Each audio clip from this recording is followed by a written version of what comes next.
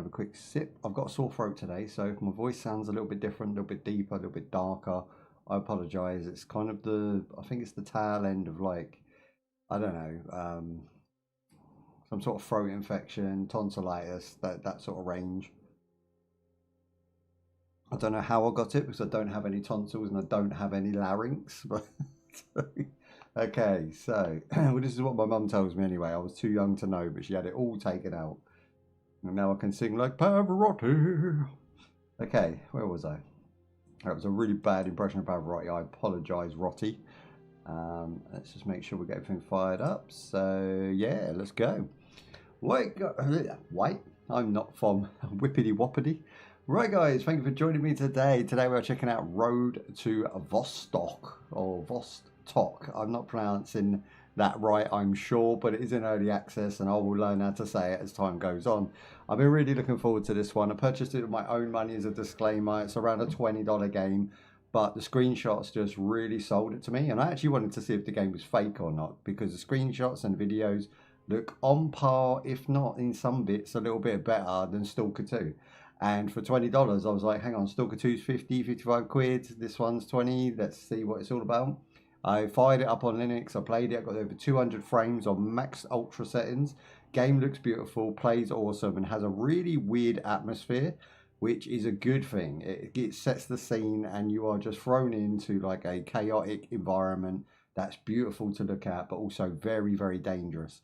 So I want to bring this one to you today. We're going to have some fun. We're going to be playing it for a couple of hours. I've got another game to shoot over to after this.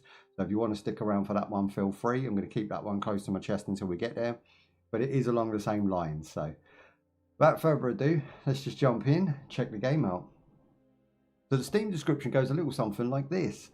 It describes itself as a hardcore single-player survival game set in a post-apocalyptic order zone between Finland and Russia, of all places. Survive, loot, plan, prepare, cross borders into Vostok. It's a permadeath zone where one mistake can end it all. So once you're in the zone, it's a permadeath, which is essentially how the game's rolling. So you one life, one experience. Now, I don't dislike that. That's kind of like DayZ. If you save it prior to dying, you can come back and carry on. But if you don't do that, you are then limited to starting a new character and losing all your gear and experience. And that's what makes these games a little bit great. You either love them or hate them, in my opinion. You either just cannot stand the fact that you grinded for 4 hours and lost everything. It can be a real kicker, but I feel like that's part of the get on back on the horse scenario that the games create on purpose, and I definitely like getting back on that horse. I love playing DayZ and I love survival games, and I think there's no time better spent wasted than in an MMO or a survival game.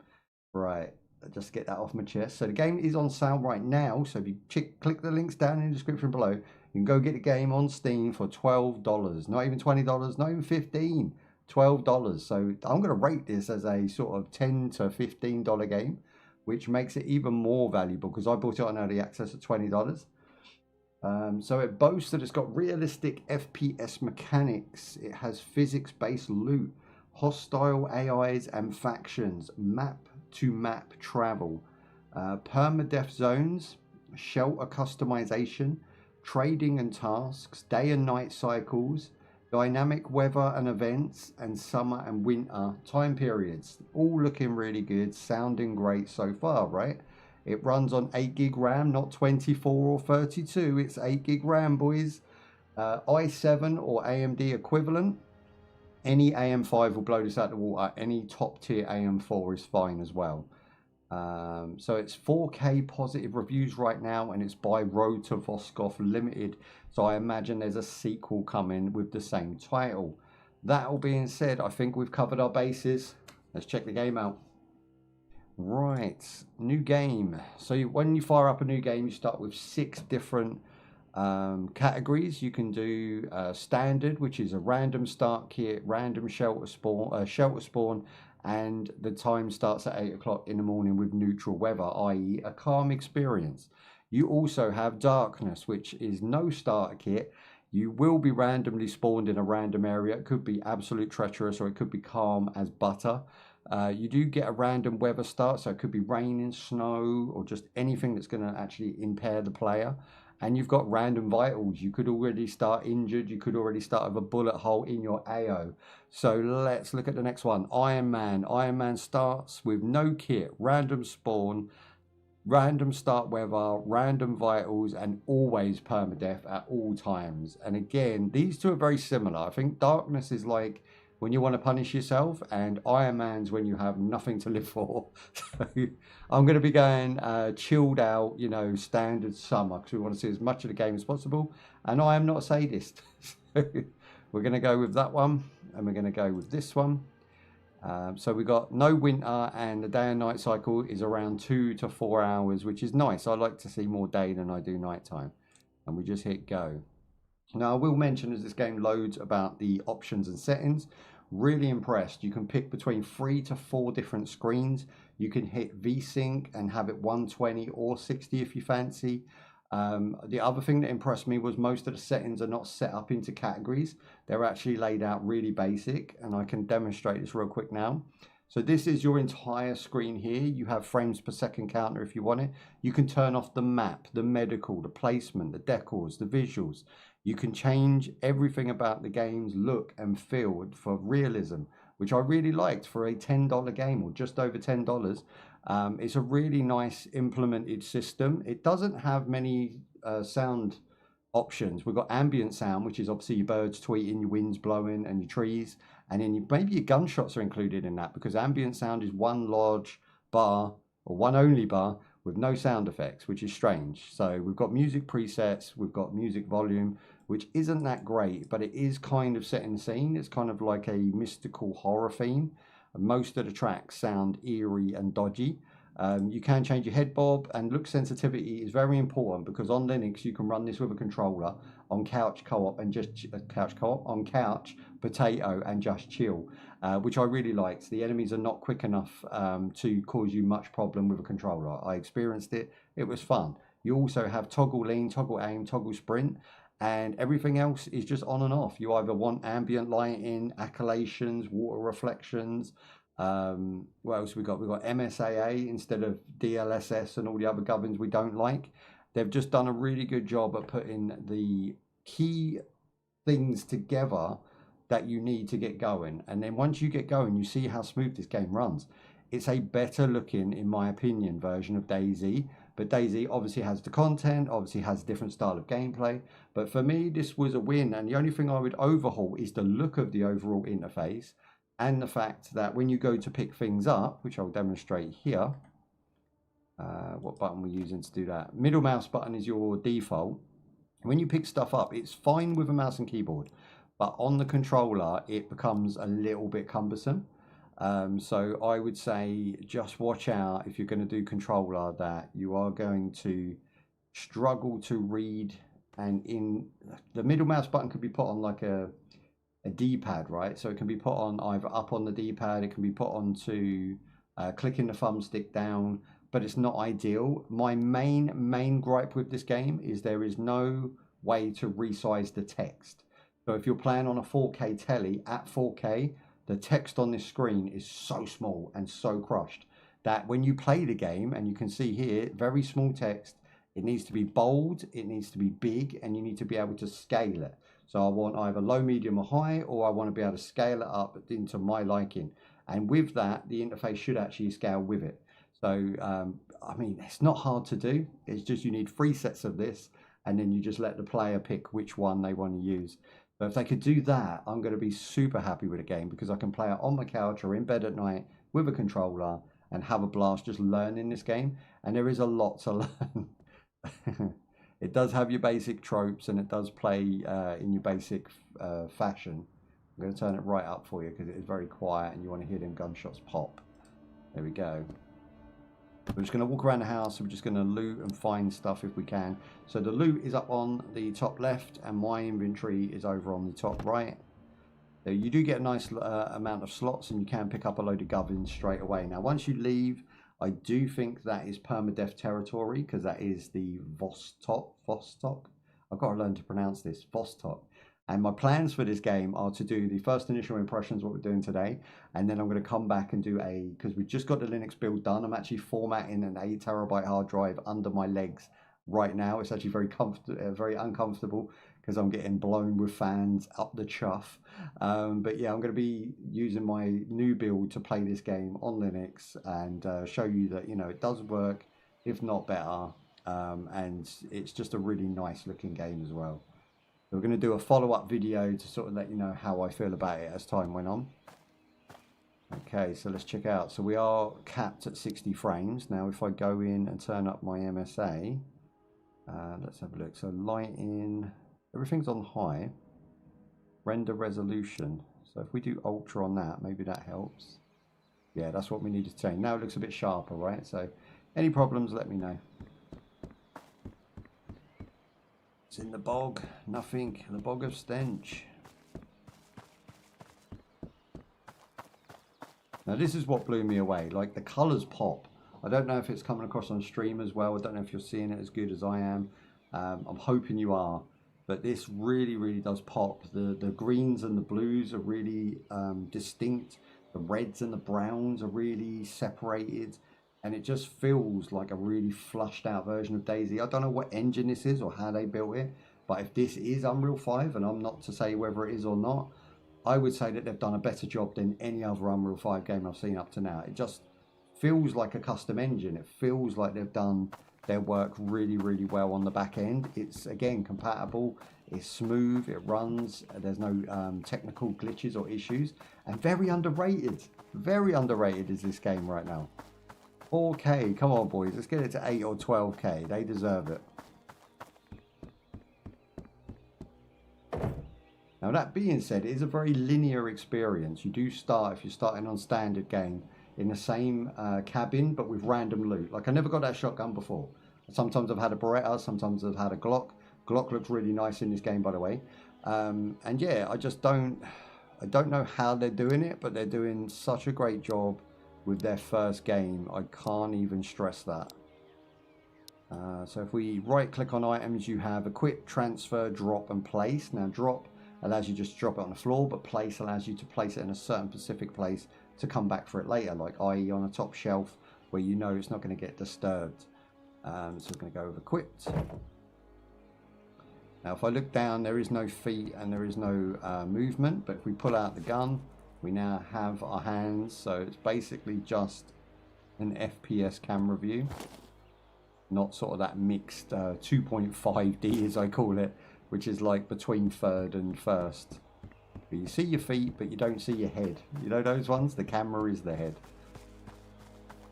Okay, we're going to concentrate now because we are coming up to our first sort of town section, and there is a few baddies and enemies in this area. I'll run down some controls as and when I can as we run through. There's some quite neat ones, like V for instance, allows you to check your ammo, and also it has a custom animation for every gun in the game. And I think that's where the love letter is. It's to the visuals and it's to the look and feel of being in this scenario and having to deal with this in a realistic fashion. And you know, if you like what's that game? It's on top of my tip of my tongue now. Whoop. Yeah, I'm gonna have to look it real quick. Excuse me. Tarkov. If you like Tarkov, then you'll like this because the visuals are on par, if not. I mean, Tarkov's like the OG of OGs, right? Tarkov's top tier. So I'm not going to say that it's as good as Tarkov, but what I will say is that the visuals are as sharp and as fluid as Tarkov and feel really, really nice. I can't believe I'm getting no loot. Like everything I'm opening, I've always managed to find stuff, but not today. So I'm hoping they're going to give us a big handout at some point. Normally I've found a few health bandages by now, you know, ammo for my gun. At the minute, we're not looking that clever. Fireplace is empty. Ooh, there's a box. Nothing in the box. And you do really have to search the floor, because if they put a Beretta or a Glock on the floor, it's very small. It doesn't like feel like the real identical size. It always feels a bit smaller, like you're looking through like a cat's eye lens. So yeah, it's just you've got to be very careful. I've missed plenty of decent gear just running through and not paying much attention. So we need to really try and keep our eyes peeled on this one. Okay, what is that? Bum bag? Equip the bum bag. There we go.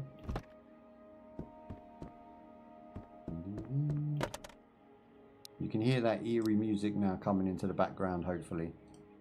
We do have eat, of course. I haven't gone over to survival yet. So it's a great time to do it while it's quiet. So we have health, energy, hydration, mental capacity, which is only 80% right now. Starting to lose me nuts. And body temperature. So clothes you wear, obviously, go towards that. If you're in a cold environment, you're going to need more clothes. Energy and hydration is just food and water, essentially. Nothing really new here, do you know what I mean? But like, it sort of gives you what you need to have a good time. A lot of survival games go a little bit too far, where you can break your ankle, sprain your wrist. You know, that shit really annoys me. A green zone, for instance. I hate green zone with a passion, because the game just punishes the player so much. You get hit with a bullet, you heal up with a bandage, and yet you still bleed out, you still die. You know, injectors don't feel like they're arcadey enough to do enough to keep you going. So you're just constantly dying in that game, and I find it tough. It's a tough game for me, and that's why I dislike it. A game like this, once I use a bandage, I know I'm good for half a life bar and I can crack on. So I like the arcadiness put into the real world environment. I don't really like it when they go too real world and really overthink things. Video games should be fun, they should be simple, and they should be accessible to everyone.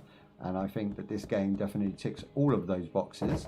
And it could even be your first like jump into survival, you know.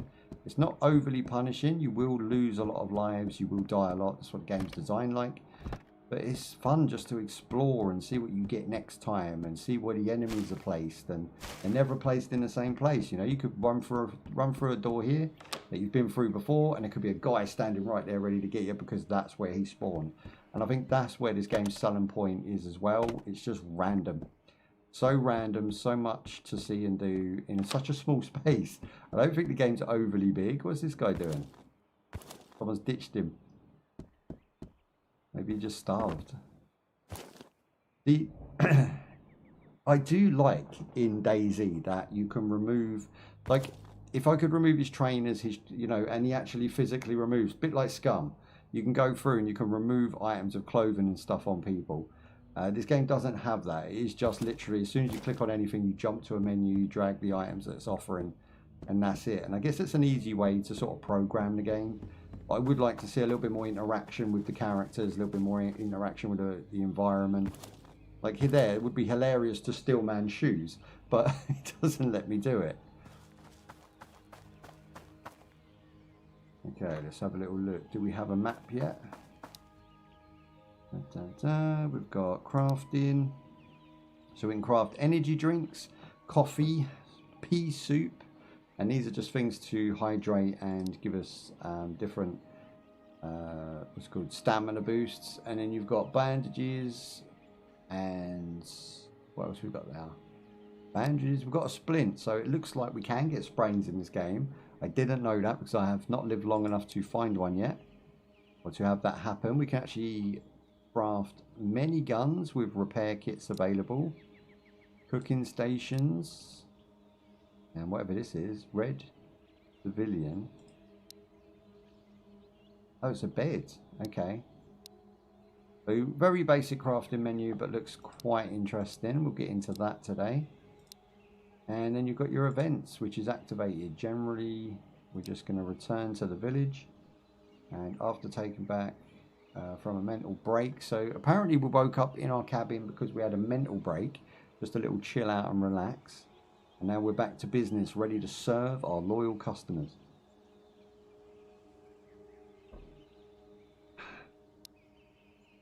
Well, that's what it says.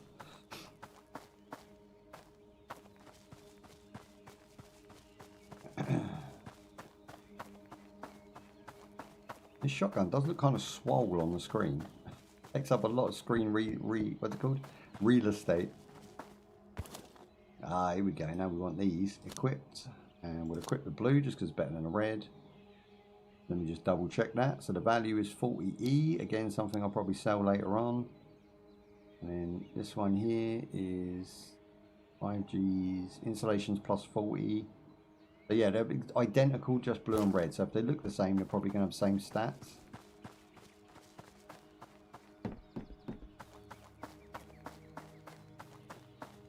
Still looking for shotgun shells. I'm holding it like it can do anything. Any items on there? New. In the box. Very little.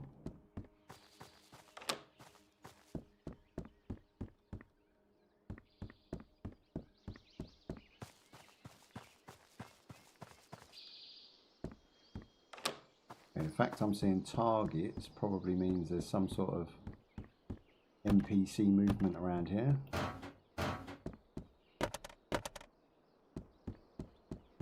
Really stingy. This is the stingiest game I've started so far. Maybe because I've started, you know, a couple games in the past when I first got the game just to see how it run on Linux.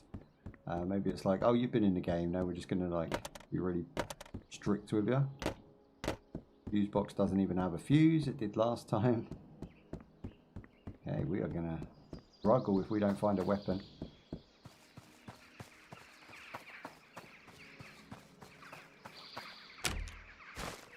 Ooh, garbage. Now we've got a clip. See, out of nowhere. I'm going to unload that.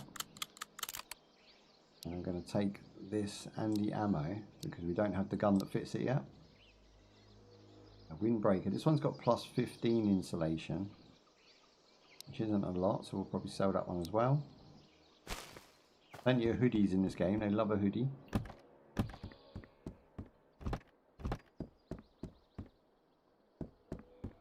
Come on, stop being stingy.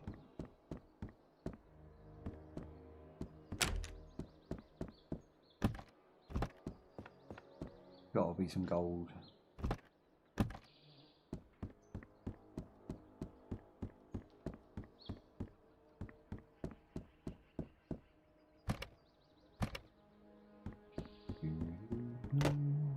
No, we are just lucking out all over the place.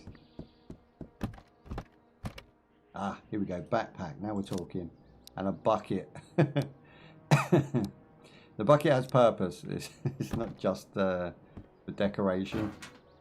And food. Now we're talking. Let's eat one of these and we'll transfer the others over. Transferred and transferred. There we go. So what did we get? We got just an empty can, which I think is absolutely useless to us. And we got peas. Put my peas down now. Whoa, whoa, whoa, whoa, whoa, whoa, whoa, whoa, whoa. There it is. Just found my peas. World's worst game. Again, I didn't get any loot, but well worth playing. And again, it's one of those that just really are worth jumping into because every gameplay is different and it's super fun each time. I knew I was going to get someone come at me because we've been alive for a pretty... This game really punishes really quick. So like the first 2 minutes of the game, you should be meeting an enemy and at least taking them down. But to start me with no ammo was a little bit of a cringe. Okay, so this time they're starting us with what looks to be an automatic weapon. And then we're going to... Can we equip this in there? Yep, okay, that goes in. And we're starting with a bum bag this time as well. We've got a splint in case we hurt ourselves. We've got ammo. Let's go ahead and... How do we... I think we just reload as normal. Oh, we've got a knife now. Okay, so we've got a melee attack, which we didn't have last time. And we've got some crackers in case I get hungry. So let's take a look at the weapons. There's the knife. I can bust them up with some judo. And now we've got the automatic weapon, which is empty, of course. Aim down sight. Very nice. And we did have some 9... I don't know if that's for the one. 9 by 19. So let's see what this one takes by going to... Oh, won't let me go to the info. Okay, maybe not. Let's drag it out. Let's try and fit these in there. Remove the mag. One of them. So I've put half my box of ammo pretty much into that, and then I'm going to pop that back. Now we're actually dangerous.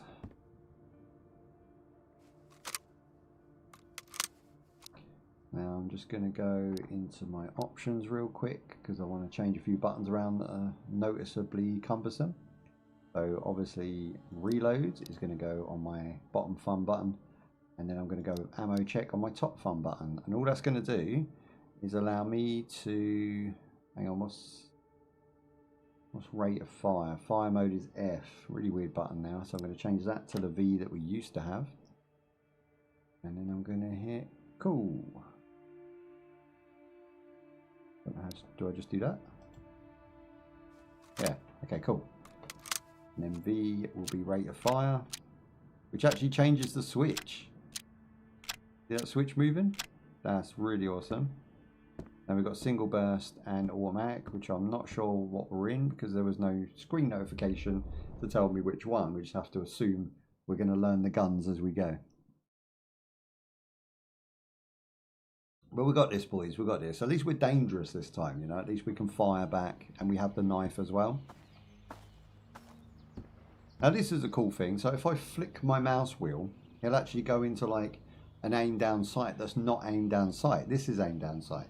But you can sort of get a sort of raised weapon and lower weapon. So maybe if you want to talk to an NPC later, you can lower your weapon to not look as threatening. Whereas if you raise it, you know, they're going to put their hands up and maybe react to that. I'm not sure if this game has that feature, but that's how I would want this game and mechanic to work. Because NPCs that you can interact with in that way in games previous, I mean, it's really a previous genre. I think that was like Xbox 360 and stuff, time period where you would have these characters you could talk to in like Elder Scrolls and stuff, where you would meet and you would be able to interact. And if you're carrying a knife, they might react different to you if you're carrying an apple. And that's a really nice NPC mechanic, as long as they can get some decent voice acting, that this game could really implement. And hopefully the devs are looking at that, you know, they're not just looking to cash grab and dump this game. It's a very good game, and I think they have something on a base that's gold. They just need to build upon it now, and I don't even care if it comes in a sequel, just as long as that they're using the same engine, the same, you know, artifacts and resources, because I don't hate this game in any way, shape or form. I think it's absolutely genius. It's priced as like a bargain price, and it's just fun. It's just really, really fun. Okay, we're going to do the same route again because I unfortunately am a creature of habit and feel like I need to go exactly the same way I went before. See if anything turns out different.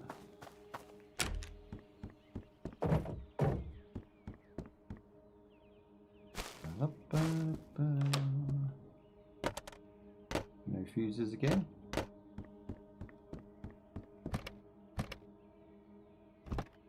It's no big deal searching stuff either, because it's on the middle mouse button. It's just literally look at something, click it. If there's nothing in it, click it again and move on. Oh, that was the door.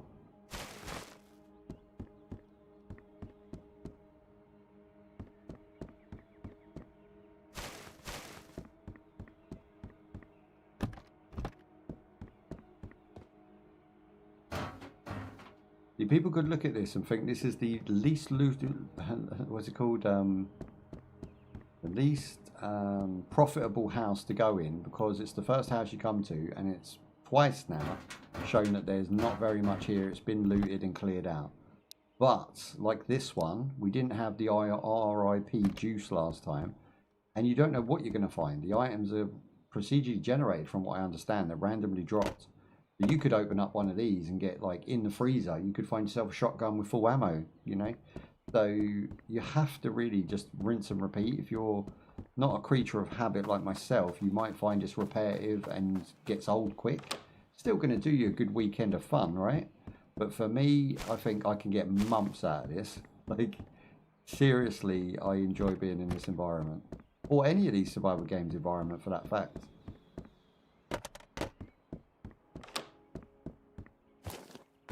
Dude has nothing. I wonder he's dead. Okay, we did get an item of clothing now. Let's equip the hoodie. I can feel my throat drying out with the old tonsillitis already. But we are troopers, let's go. Oh, I didn't search him. Yes, he had, look, see, last time he had nothing. This time he's gold. He's come with a backpack. He's got loads of stuff. He's got tomatoes, meatballs. This guy was equipped. What's the toolbox all about? We put stuff in that. I have to have a look in my inventory, not the inventory screen. There you go. We can drop or place. I think it's actually just a sellable item. The value is 375 and it's rare, so yeah. I'm going to try and put something in it. Goes red. Maybe you can only store tools. I've got 2 bum bags now. This one's insulation +1. This one's insulation +1. So I guess they're the same. Does the value change? $70? $70? No, pretty much the same thing. Can I put bullets in there? No. See, now if that toolbox was able to store tools, I'm going to be quite impressed. Because that gives us 6, isn't it? 6 inventory slots. So, I mean, you don't gain any, but then you also don't lose any because you can stack it up.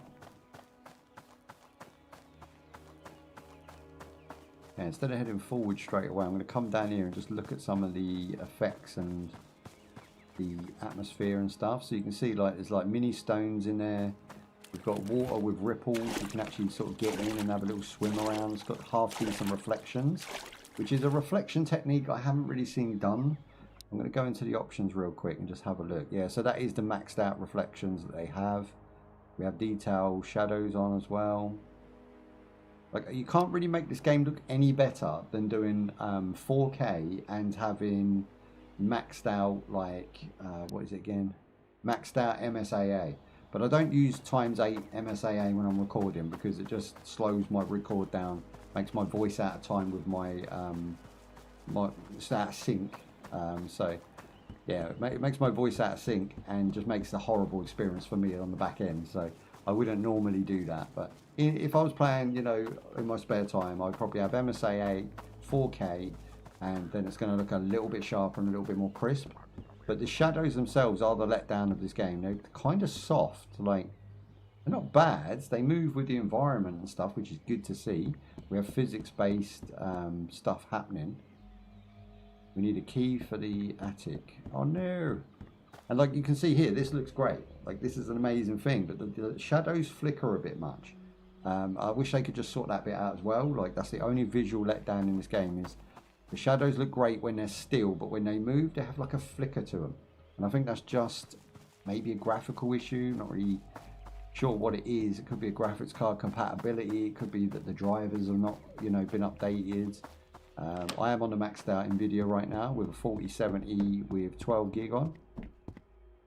Hey, what up, dude? Why is he all like this? That's not how we fold our arms. It's like this, isn't it?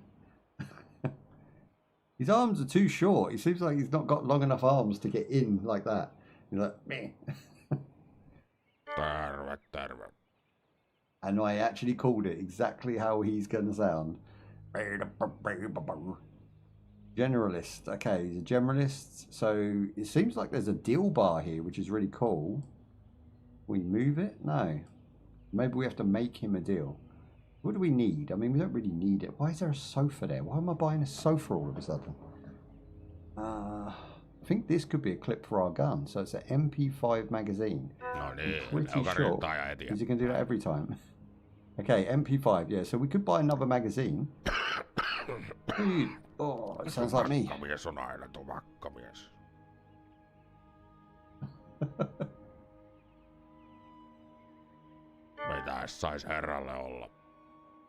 Okay, we could buy the magazine, but as long as he sells ammo, then we can top that magazine up. I've only got 20 shells. Let's see what he does if I take that. So I've clicked it. I don't have anything to trade with him though. I know, right? I don't really want anything. He's not got. Oh, he's got gloves. I've never seen gloves. Okay, gloves and a magazine. And he's got bandages too. We don't have any bandages. Okay, those 3 items. What was he asking for those? Tasks. Oh, he's got tasks. Deliver toilet paper and receive a television. He'll trade the television for toilet paper. That's how hard up he is. Okay, I'm going to hit start delivery, but you can only do one at a time, which kind of sucks. Maybe he's got something we actually need. We'll start with the easy one, right? If we find some TP, we'll bring him some TP. Okay, supplies. Again, can I buy this? How does it work? Double click. So if I double click it, it goes to $120. Ah, and then I give him the value of the toolbox, which then puts my value up, which allows me to buy handgun ammo. And I want... Yeah, let me ditch that. Okay, so... You're trying to get that bar into the middle, or at least in the green. What else can we sell him? Let's sell him the splint. Okay, that went up quite high. I've got tomatoes and meatballs, bro. What do you want? I've got balm cream. Do you want my balm cream? There you go. He took my balm cream. He liked it. Yes, I successfully purchased something. Okay, so... Oh, what was that? I don't know what that was. I don't know what I've done there. Okay, so we're going to put the ammo into the clip. Now we've got double clippage. Now we're doubly dangerous. I've got 20 and 20. They actually just drop onto each other to make a 40, which is nice. Got myself some crackers, got my tin food, got my juice. I'm going to put my juice at the bottom there, nice and organised. And I'll go find you some TP, my man. Stay strong. And squeeze that back in. I got radio. Okay. I love the way he just stands there moaning, doing nothing. He just wants me to do all his work for him now. You see you bastard, you go do thing for me. I'm not going to moan. It gives me a point to the game now. We have someone to work for.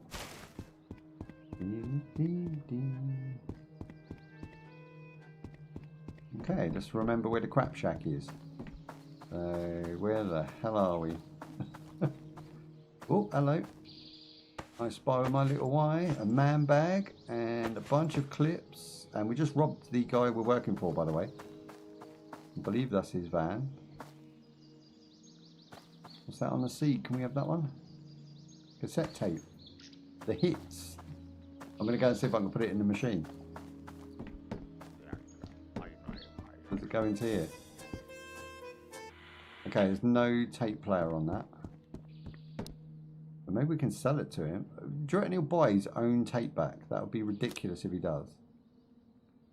I've got another bum bag I can trade with him. We can trade... I'm going to keep the ammunitions. I'm going to keep the clips. I mean, they're for guns we don't own, so depending on the value... Compatible items. They've actually got bullets in them. Let's see what ammo they carry, because we could unload them and then sell empty ones, and then I can keep spraying and praying when I need to.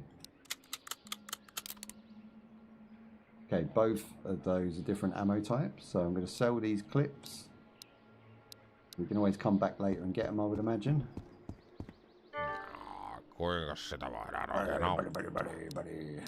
There you go. So I've got 295 in my bank right now. He does already have a stock of those clips, but he has got a nice pair of boots. What else do we need? Big duffel bag there. I'm going to take the hat, and then I'm going to take the foods. And more ammo, even more ammo right there. He doesn't seem keen on giving me the hat and the ammo though, for that small amount. Maybe I give him ammo, then he gives me food. Yeah, there you go. Okay, peanuts is too much, and juice is too much. Okay. That was a fair trade, bros. That was a fair trade. Now we've got a bunch of ammo.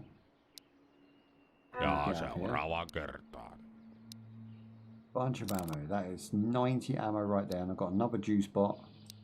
I got myself some more ammo there for, what is that for? Oh, it's antibiotics. It looks like ammo. Okay, so maybe just drop it down one for health. And I am off in search of TP.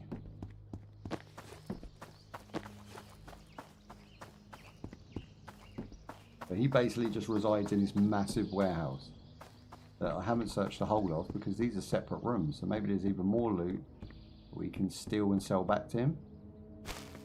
Hell yeah, there we go. We've got the green top, we've got the bucket, we've got some more ammo for, what is that, handgun? 9mm ammo I'm keeping. There's no way I'm trading that. The bucket you can have. Ooh. That's the other thing I'll say about this game as well. It feels really well flushed out. Like the devs understand how the character should move, how the jump should feel, how the crouch should work. Everything just feels nice, you know. You've got the lean to the sides, even strafe, you know, if you're strafing and then you want to like aim as well, you can aim down sight, stop and strafe, stop from strafing to aim down sight, but you can sort of semi-aim as you strafe, so you can spray and pray that way just to get out of trouble. Feels really natural when you're in a combat scenario.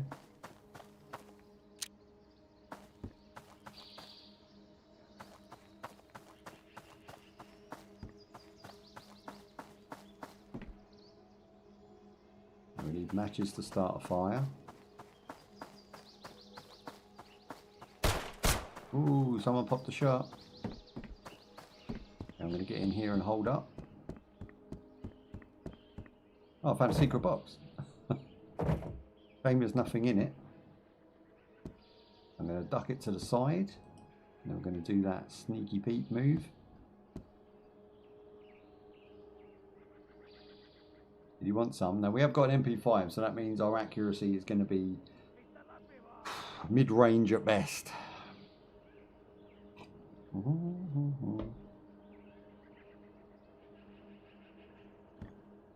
Yeah, he didn't want to chase us. You can hear him though.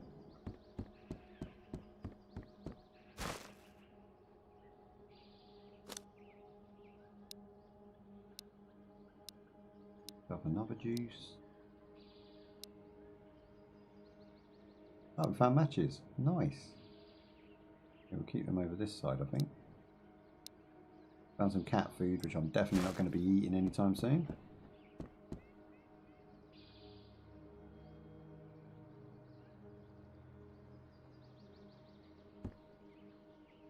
Okay, wherever he popped the shot from, must be to my left there. So I'm going to head over to this building first. Then we're going to go and find him, eliminate him, and see what he's got. Just looks like a building for convenient cover. Oh, we need a cellar key. Rose.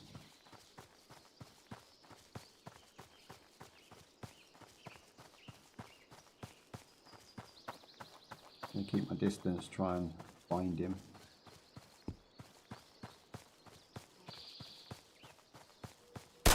Whoa, whoa, whoa, whoa, whoa, I found him.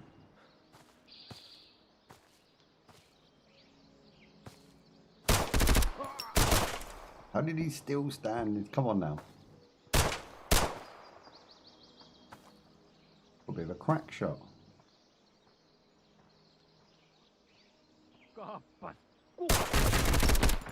Nice. I'm just going to check the other side in case we're being flanked.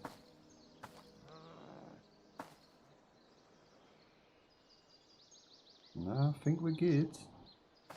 He could just be another lone survivor.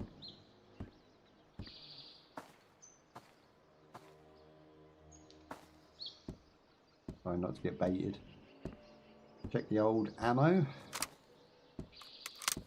Not bad, 17 in total.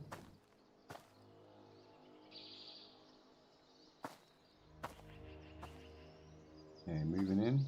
I think we're good. And apparently he's carrying nothing, which we know is a lie. But he does have a G7, which is a Glock. And he's down. I love the visuals in this game. Look at this dude. Look how high fidelity and sharp he is. Whatever engine they're using, they need to carry on. Right, so now we have a Glock, which, how much ammo is that? Can we see? It'd be nice to be able to see in here, you know. I can remove the mag, which then tells us. We then need to find which ammo fits. Same as the MP5, apparently. We're going to remove my mag.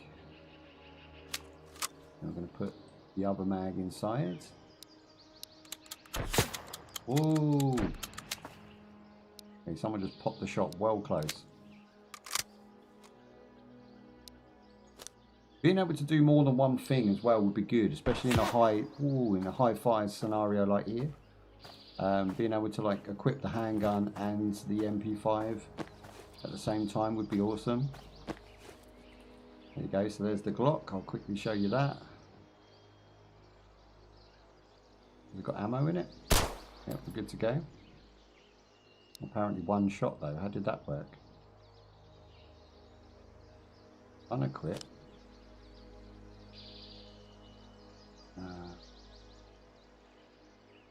Oh, I didn't put the mag in. My bad. That was clever. That was really clever. Okay, so they had one in the hole, right? Which is why I couldn't check it. Nice. Okay, who popped them shots? Because they were awfully powerful coming from distance. I'm thinking sniper.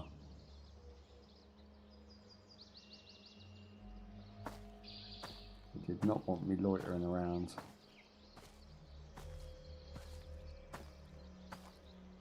Okay, I'm ducking down low, stand out of the way.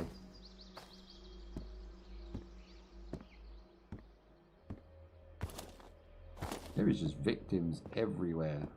This place is horrible, by the way. Very much a stalker theme, but without the ghoulies and ghosts.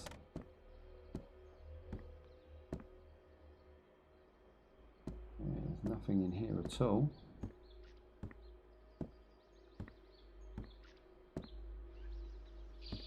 Okay, I'm going to be light on my feet right now.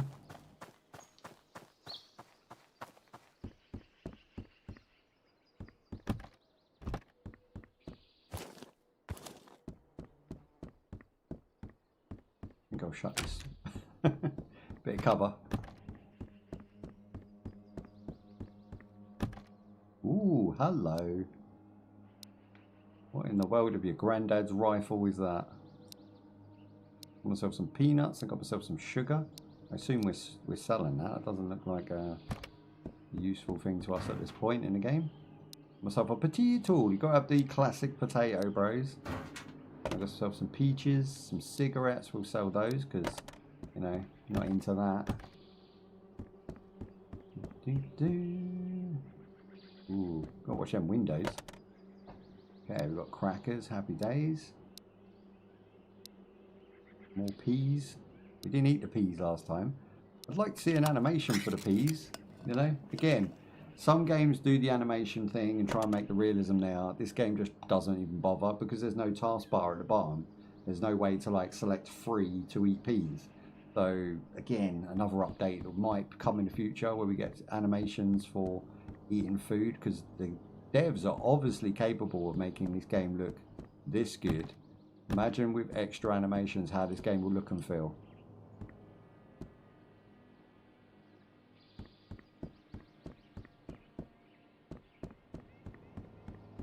I'm trying to find like guaranteed cover. There's not a single place that doesn't have a window that they could get us from. Maybe this corner, that looks pretty secure. I'm going to go in and just check this beast out. So what ammo is that? We can't eject, so it must just be side loaded like a rifle would naturally be. I'm going to try and put those in there. It's not going to work. Got a couple ammos up here. They don't work either.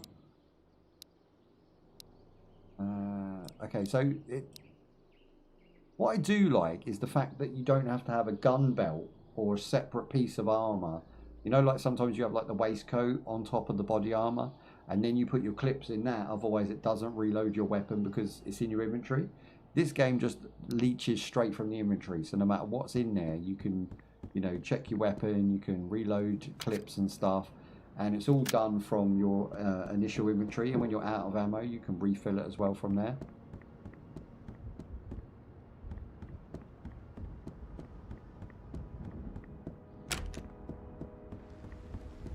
Okay, I think I see someone. I don't know if that is or not. It could be my eyes playing tricks.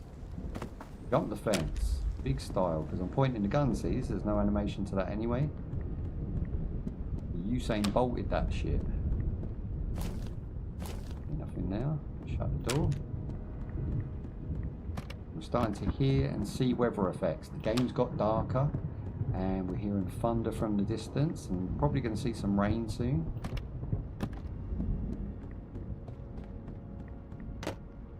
Okay, we've got the fuse, or what is that, radio? Electronics, that's going to sell for a pretty penny.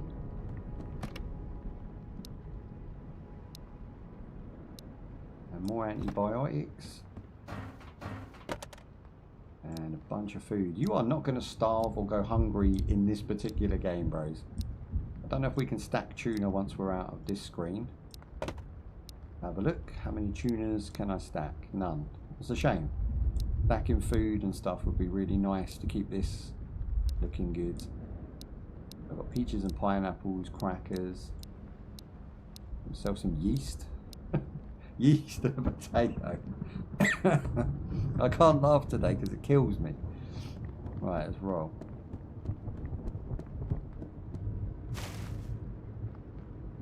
New top. Is that better than the one we've got? Insulation's 20. This one's 20 as well, so that's a sellable item.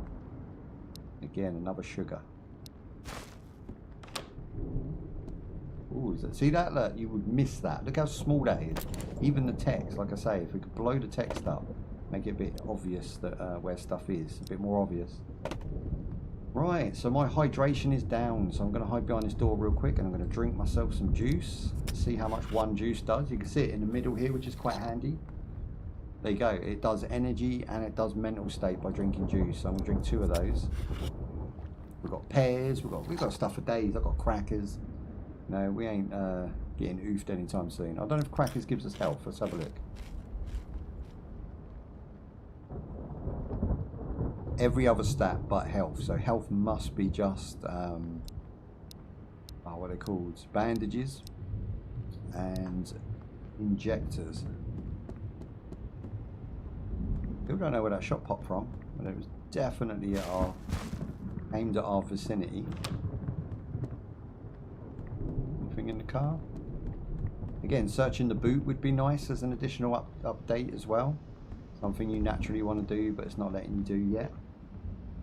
And again, this game's not in beta, it's in 1.0 release right now, okay? So early access, but not in beta. So they are saying that the game is fully finished and worth money, and that's what we're judging it on. But you can probably tell by my playthrough so far, there's a guy hanging out there, look. Ooh. And we've got rain effects coming down, look, see this? Try and get some puddles in view. Kind of see it on the grass area there.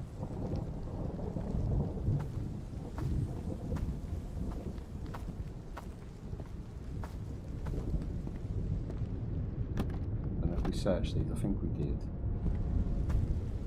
Again, the weird thing about navigation is at the moment there is no map. I'm sure there is, we just don't have access to it yet.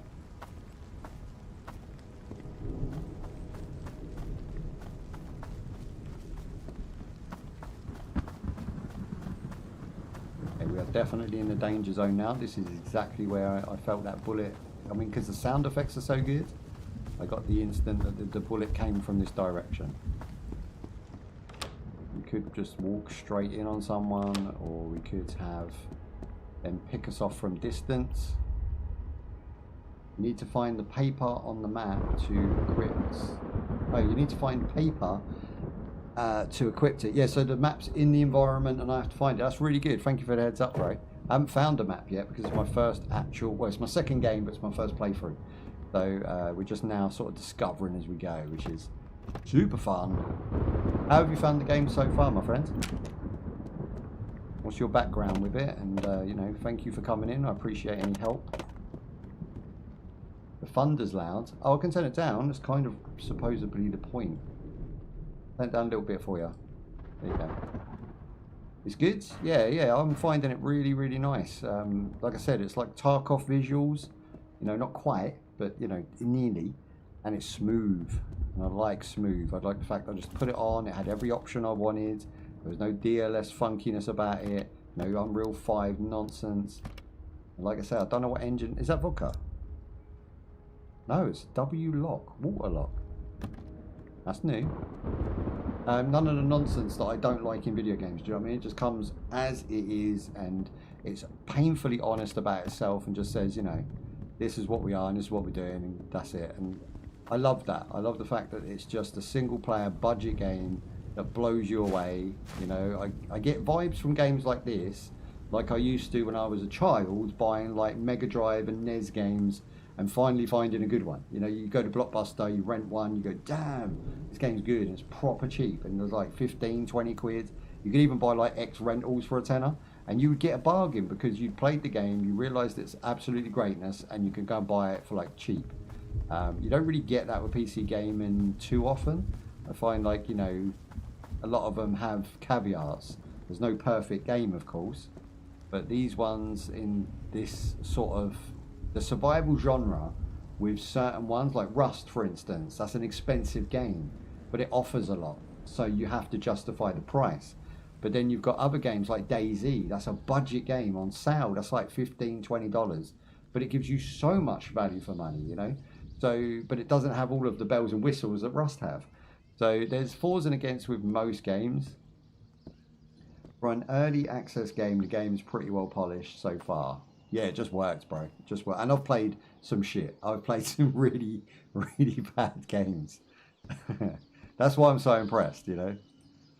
To be honest, DayZ is the bigger value because of the mods and stuff. Yeah, again, there's so much going for it. You know, you could call mods, you could call just the fact that it has now 2 separate campaigns.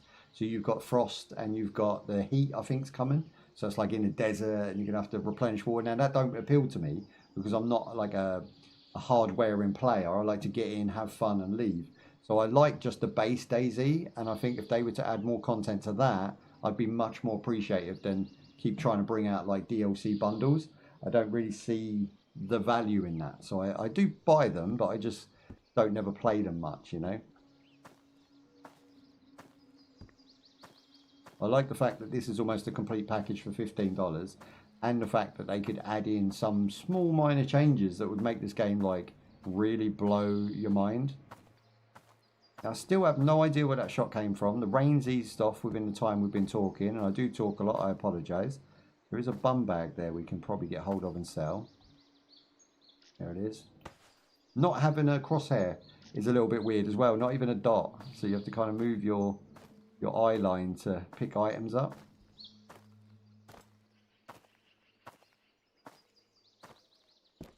Yeah, the hot map is coming. That's it. I'm looking forward to it.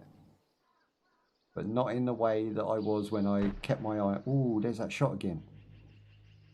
There's a clip in there and I can't get to it. How are you supposed to get to that? Come on now. Ah, so if you point the gun, you can have the dot. There you go. Learning all the time, boys. Learning all the time.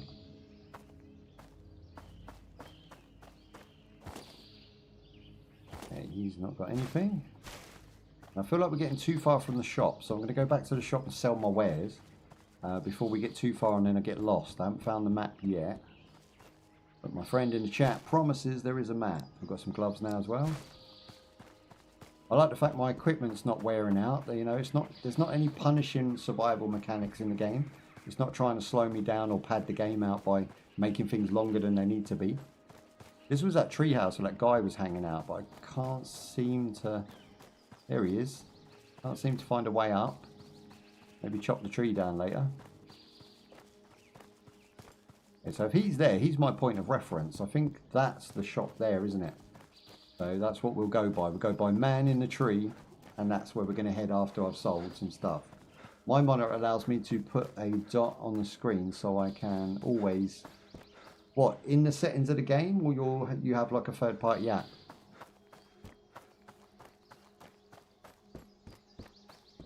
That wasn't this one, it's further back. It could be this one. Again, I am completely lost again. It's there, isn't it? It's the red one, not the yellow. Oh. I would. Can I get this? Someone already has. Oh, Guyz. Having a point of reference really is important to me, to have somewhere I can like ping the map and say that's where this guy is. Maybe he'll sell me a map at some point. Is that another bucket? Oh, what? I want to sell 2 buckets. Just because I can. Yes! I am the bucketeer. Nah, it's in my monitor settings. Oh, that's really cool. So it's kind of like a cheat code that's built in. What monitor do you use, my friend? I've just replaced one of my chuff monitors, 19-inch, with a 20, I think it's a 22 Lenovo. But I want to get, I've got 2 other monitors as well, which are 19s. I want to put 27s. So I can have 4K 27s and then have a little 20 for the chat up the top there, you know? Yeah, blah, blah, blah, blah, blah, blah, blah, blah, blah. Right, we're going to sell him my buckets because, you know, fuck it for the bucket. We don't need those. We're going to sell him the, what is that, sugar. We're going to get rid of cigarettes, the cat food, the fleece. I'm not sure about this lock. I've never seen this W lock before, and it doesn't really tell me I need it for anything. So unless it's a task I need to complete, I'm going to probably hold on for it for a little bit. This rifle, I mean, it kind of sucks, like, but I'm dying to use it. So I might just pop off some shots and then, you know, sell it to him. We've got 615 now. We can trade with him. Why is he trying to sell me curtains? Like, what are you doing, bro? Tell me useful things. We've got yellow bullets there, which are 45s. I don't own a Colt or anything, so I'm not going to be able to use those. Obviously, food's always good. I love the fact he's got different items every time I come. This gun looks proper. But yeah, loads of 45 ammo, but he's not selling me a 45. A little bit trash, bro. You can buy his entire inventory for 4,000 if you had it. Yeah, I'm going to take the food because, you know, why not? Okay, 45 is well expensive. Do you see it? Jumps right into the red. Right, let me see if I can get some stuff off him. Antibiotics. Apparently they're rare, so I'm not going to sell those. What about this navy thing? Compatible items. You put batteries in that, whatever it is. Electronics that need batteries. I've got a spare bum bag. I can sell that now. I haven't really took much notice of what I've got going on here. Potato. No, you won't take the potato. Tuna. Okay, we'll take a couple tuners and a cassette. Okay, perfect. Okay, that was good shiz right there, boys. Good shiz. It'll give me 288 for the rifle. I don't think that's worth it right now. I've got 3 sets of different ammo now. I've got a mag for my handgun. I think we're good. I think we're good. Let me just refill that while I'm here. Ooh, where are you going? Chick, chick, chick. So that's the 45 clip for that one. So we'll keep that in line with that. I'll try and get my hands on another Glock clip somewhere. I have 2 LG monitors which both offer it. Oh, you're going with LG, yeah? See, I've just built a Linux system that has Radeon in it. So I've got a 1690 or something in there. Is it 1690? I don't know. The one from the top one, whatever the top one is. So I went to like, because I didn't want to use like 600 watts of power on a GPU. I think that's absolutely ridiculous. I'm running this right now on an AM4 top tier. I think it's a 5900X or something. And then I've got a 4070 with 12 gig running this. And it runs beautifully. So I don't think you need much more than that really. 2 LG monitors I use to play in an LG. I use the wide view, so it's like, are they curved monitors then, yeah? I've wondered about curved monitors. I just don't like the look of them. I don't feel they sort of add anything to your gaming setup. I'm old school. I like a big bezel. I like to see, you know, the outside of my screens. Now, wide view isn't curved, so it's just what they can just... Because I link all mine in a triangle, so I can go from any screen with the mouse. So I'm assuming you do the same, but side by side, and then you stretch your picture across both. That's in 4K, yeah? Just regular rectangle ones. I prefer that. You know, a telly should be a telly. A car should be a car. You know? You don't need to break the wheel just to use something. I think a lot of them are fads, and a lot of things that they sell you are, like for instance, gaming mouses. I mean, that's a big fad that kind of took off, and there's, you know, fors and against. People will argue the fact that their gaming mouse is going to get them more kills than the other person, but really it comes down to skill, and it comes down to your refresh rate and your monitor and your power of your PC more than it does a gaming mouse. That's just it's like a spanner for a car, you know? Without the car, the spanner's useless. So I don't really rate peripherals too highly. I've had a couple of gaming keyboards go wrong on me, and I've bought some really cheap replacements, and they've worked better than the actual expensive ones. So, you know, not to knock any companies or anything, but I've experienced that firsthand, where gaming monitors are probably the next best thing to hardware, but then the actual peripherals are the least important thing, you know? Yeah, sometimes gaming gear is worse than cheap shit. Yeah, I wouldn't even call it cheap shit. I just call it like shop around. You know, some of these companies break their back to earn 20 quid, whereas a big company, they've got 20 quid's coming out the wazoo, so they're not going to break their back for 20 quid, right? So you can get some really good, reliable companies. I can tell you some, like Creative. Creative are a well-known company, but they're not top tier. Like Razer would be a top tier company because everybody knows them, or MSI, or, you know, I say their names and you just instantly know, right? LG, Samsung, Lenovo. But then you've got the mid-tier ones like Creative. You know, Creative Labs has been around since I started gaming when I was 17. You know, 30 odd years, and you're talking these companies are still around. Kenwood, Pioneer, these are great companies. They build the best speakers, but no one talks about them anymore, and I don't know why, because they still do that job. They still build the best headphones. These are Sony headphones XX, you know, the double bass ones. I love them because they're comfortable, they're great sound, they put you in the zone. You don't need two, you can just rock one. So there's little bits you should do that, you know, don't listen to like YouTubers and things they say, not even what I'm saying now, but like take everything at face value. Buy something cheap. If it's crap, then buy the next one up, you know.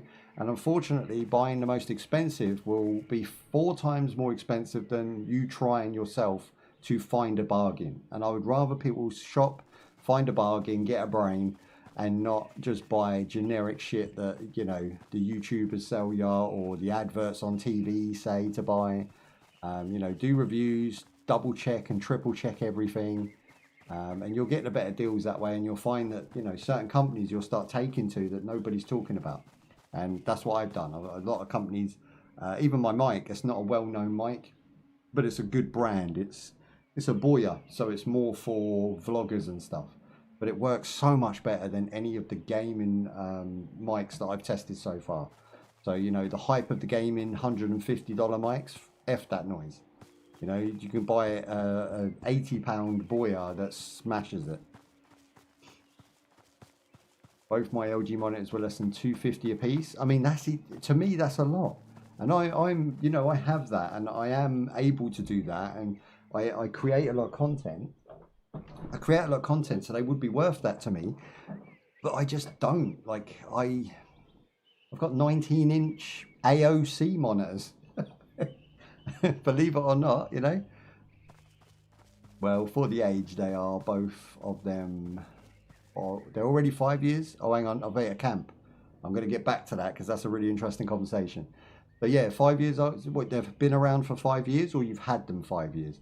My particular monitors, AOC, I've had them for 10 years, and they're still going strong. But they are 75 hertz, I think, is top, maybe 90, but I use 75.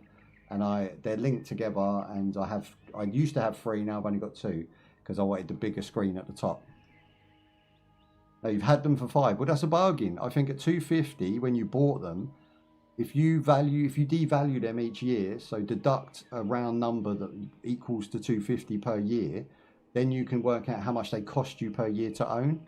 So I've had mine, they were 75 quid a piece, and I've had them for 10 years. So if I deduct 3 lots of 75 is like 165, and then I deduct over 10 years a small percentage of each one, right? So they probably ended up costing me, well, 10 tens is 100, so they're probably costing me like, I'd say about £17 a year. you know, in depreciation. If I sold them now, I'd probably sell the whole 3 for like 50 quid. So that in depreciation, plus they're going to give me 50 quid back when I sell them. It's not bad. Do you know what I mean? It's not hard to do. Yeah, 50 a year for my monitors is a cheap as fuck. That's it. Yeah, that's it. And again, I'd get better now. I can beat you. I've got 17, but then my monitors ain't a patch on your monitors. So, you know, if I upgraded my monitors, I'd have to start that math again. But it is how you should look at it. You should look at it, right, if I buy a gaming mouse, I want it to last at least, what, 3 to 5 years? And if it doesn't, then that was a cheap-ass mouse. I won't buy it again. I'm going to buy a different brand or a different model. And I think gamers are pretty smart. That's why we game, right? Like, we try and avoid people for the smart reasons, not dumb ones. Every electronic I buy must survive 5 years. It must do. Yeah, I wouldn't go that far. I mean, I've bought stuff. I had a really nice MMO mouse, and again, I'm not mentioning the company, and it blew up within 2 years, and I was gutted. I had a really nice Razer webcam, and I even replaced it with another Razer, but it blew up because it had a ring light around it, and it got hot, and it just popped one day. And because I stream so much and make so much content, it just got really worn out. And I was gutted because I spent like 170 on that one, whereas this one is on 120. And it's lasted already longer than that one because it doesn't have the stupid ring light on it. But it's a gimmick that they sell you that isn't as good as the, you know, standard. I just put a ring light above it. So now I don't have to worry about having one attached. My current mouse is 3 years and my keyboard is 6 years. My keyboard's actually gold right now. It's a Steel Series mini keyboard, so it doesn't have the numpad on the side. It's not a full-size one. It's a mini one because my desk is quite compact, and I love it. My Steel Series keyboard is my favourite peripheral. It's quiet. It does the job. I'm going to be buying another one for my other setup I edit on. Shots fired. I heard it. That's why I'm retreating. And by retreating, I've realised I can actually search these tents. And I got myself a bouquet. Go. Someone's stanky ass mattress there. Why would you put why would you have a mattress with tents anyway? Is it like in case you get a visitor? In case Granny comes and stays?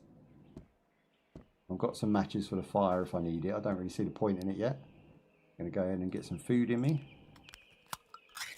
What's that? Peas? I'm gonna eat. What are we gonna have for dinner? I'm gonna have peas and a potato. Oh, that's raw. Okay, maybe we can cook the potato later on. Interesting. And I've got myself some juice.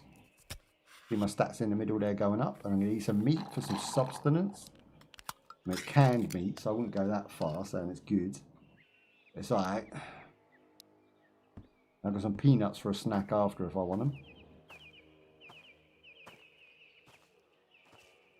So I'm still yet to find out an objective to this game other than helping the shopkeeper. I don't really know what we're supposed to be doing.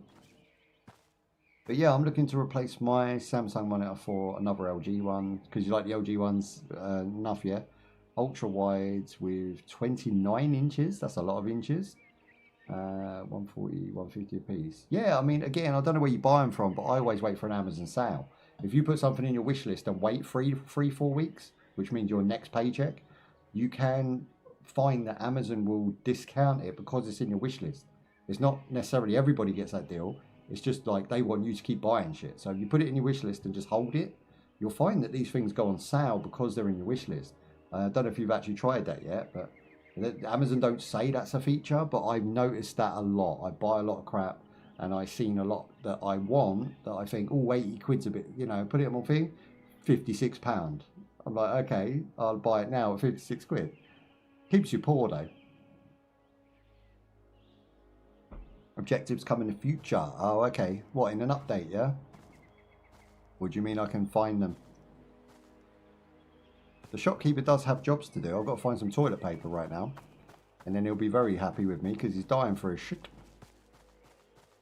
We'll find out. I don't know where them shots are popping from. That's the second one I've heard now.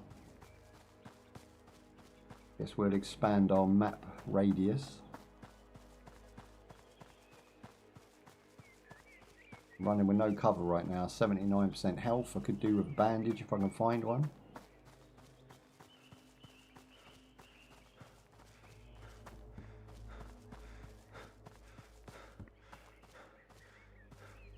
I need to slow my roll a bit. Mm-hmm. 17. Died. Died. There's nothing. Dingy.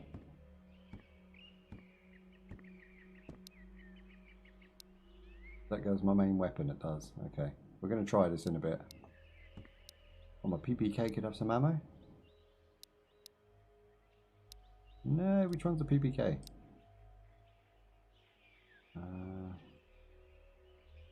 Can't extract the clip from there either. Okay, that's probably useless to us then.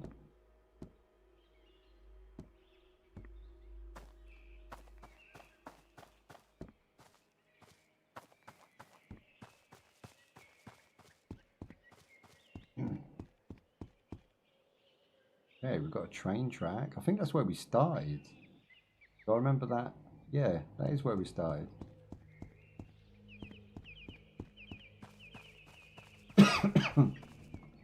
So a quick question that might be a spoiler, but I need to know. This place where we started, as in the shack, is this radius of the map quite small? Like, is it travelable? Because I'm thinking go in here and store my stuff in a fridge, and then I can just come back and sort of know where my food and water is, because then I can have more slots to carry, you know, whatever I can pick up. Like I can go ahead and put, we've got fruit juice and peaches, pineapples. Like obviously they would help us while we're out in the world. I'll keep some food with me, like meatballs and tomatoes and stuff, and put those in the fridge. Yeah, that's good. And then the potato I'll put there because we don't actually have anything to mess with the potato. Antibiotics in case I get. They'll be all right in the fridge, won't they? You have the village that is the safe zone, and then you've got the most dangerous zone, which is permadeath. The zone I'm in is the safe zone, and then you can go further out into a permadeath, which is the Vostok, right? That's the actual place. So although we're getting shots popped at us, this is quite calm. Okay, I got it. Because I get fretted on this. Like this is quite. I think they shoot like pretty much what 89% to 90% accurate every time. So when you say the further I go, because there's no map, are you saying just in that general direction? Because I keep trying to discover new places slowly. The village has the least amount of hostiles, so it's not less dangerous, it's just less of them. Less chance of being shot in the back. Let's see where we go if we follow this track. I'm sure we'll come to some badness at some point. Ah, okay, so there's a barrier. Okay, so I did notice this earlier, but I wasn't sure if it was like just in that area. So seems like we're capped where we can actually go. Which again, for $15, I do not care about, but it would be nice as updates come out that they expand the environment and have new areas to explore. To keep the game the same. They could go a long time doing that. You could put out like 5, 6 different updates. You know, put in like there, you can see you can't go out in the water, but maybe if you could eventually build a raft or a boat, then you could go out a bit, do some fishing out there, you know, just because that's part of that particular update. I would be well interested just to keep coming back and playing every time there's an update. I think that DayZ has survived like that for many, many years. So for an example, the village and the school zone. So there's a village zone, there's a school zone, and there's a Vostok zone. I can never pronounce that word, Vostok. Each time you travel between the zones, the loot pool refreshes. Oh, it refreshes. Okay, so if I go to like a fridge and I empty it and then I do a teleport, it's going to re-put the items back in now, but different ones. That's cool. Yeah, again, once someone explains it to you who's already played, it makes it a little bit more moist. The game doesn't get like, someone doesn't say, oh, they played it for 10 hours and got bored. There's just so much content in such a small, neat package. But also the enemies reset. So it's like Dark Souls in that regard then. So every time I reset the board, I'm getting the same experience, but the enemies are in different places. The loot's in different loot in the same places. That's really cool though. Yeah, hyped, excited. You know what it is? I do a lot of promos, I do a lot of playtests. I get sent a lot of games early. So I play those, but then in between, I look for those regular games. You know, there's ones that I like to just put on and enjoy. I'm doing Incursion on Friday, and I love Incursion. The reason I'm doing it is because I found a newfound love for it, and I'm going back to it. If you've not played Incursion, definitely check it out. It's like a $20 game, and it's mainly a single-player experience, but it just looks gorgeous, plays well, you know. But I think this is a better-looking game. But it has so many different aspects. I mean, Incursion has so many layers of tasks to do, and you build up your base and you create stuff, and it stays, you know. It's permanent stuff if you extract, because it is an extraction shooter. This is not an extraction shooter. When you sort of get the sense of achievement by doing very tough tasks, it really wraps you in, you know. So I'm looking forward to talking about that on Friday and showing that off. Hey, it looks like we're getting either dusk or dawn happening. I lost track of time. Do we have any signs? There's actually like someone's drew on that. Peasants, they're everywhere. I don't know why people think that's good. Look at this, look. Like, who does that? Like, why would you take something that's very plain and very, like, clean and just fuck it up? And then, like, you can't read it anyway. And even if you could, whoa, buddies. Problem is, that could come from so far away. They're either a trash shot or they're too far away to care.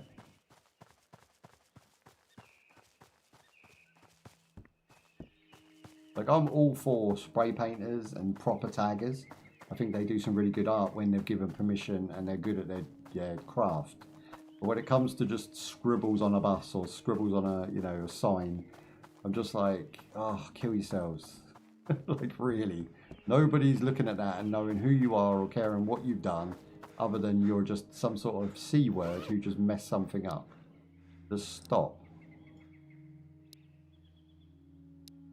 Good. Got myself some more tomatoes. I don't know if this guy's asleep or oofed. I think he's oofed. Go up here and have a little look. I'm really up here. TV. Again, makes sense. Chair next to a TV. I don't know why in this post-apocalyptic environment you'd want to watch TV. Probably not much on but static. Okay, I'm taking the high road.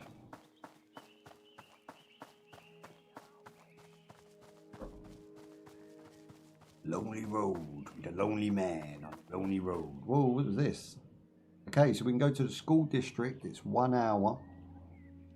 -5 food. How dare they?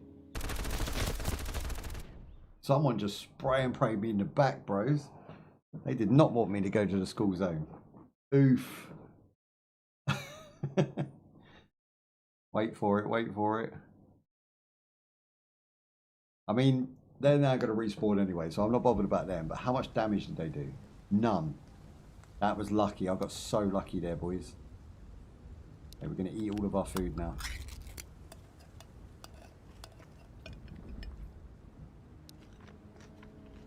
I ate yeast. I'm not even sure what that is. I'm sure that says yeast. Some peanuts. My mental health's down by 50% though. We got a little bit shook. We got a little bit scared. It's dark. I don't like dark. Yeast lowers your mental? Of course it does. Why does that? Is that... Is that why, like, women get yeast infections? That would lower my mental as well. I remember someone saying that at school. They were like, women are the only ones that get yeast infections or something. They were like young girls, like, talking about it. And I was like, how grubby are you, like, that you need to get these sort of things happening to you? Like, one girl had, like, crabs and one girl had, like, all gross stuff, you know? And I'm just like, you lot are minging. Like... I don't know, like, I'm not boasting for the other team or nothing, but your minges are like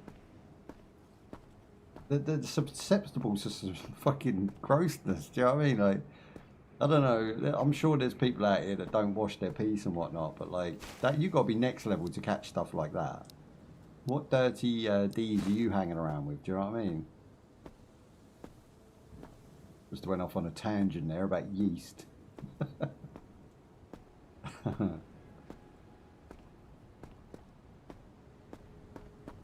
Oh, okay, we can go through the window. Go on, son. You can get in there and duck it down low. Oh, you beasts. Look, why would you put that there if I can't get in? That's not glass, is it? No. That sounded really nice. That was like an... I have a Glock, right? And I've fired many, many times my Glock. And I know how it sounds in a caged-in environment like that, because we were standing in a window with the four walls, or floor and three walls. You get this like really tingy echo, but it also makes your ears ring. They always leave that out of video games, the ringing of the ears. They should put that in, because it's not loud, but it, you know, just to symbolize it. Because it is very much a real thing. When you see movies and people are just like running around popping shots at each other, it's not how it works. When you fire a gun, it actually deafens you. Well, I might be sensitive to noise, but not like I'm popping shots all day long.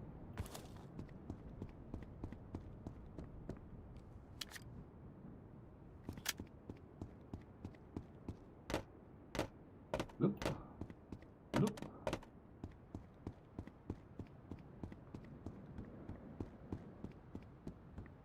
I've got to ring another one off just to see. It's almost there. I think they've left out a few bits and bobs.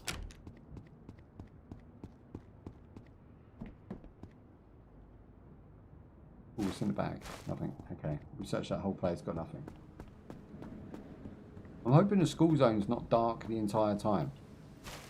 I'm hoping we're just like going through our night cycle.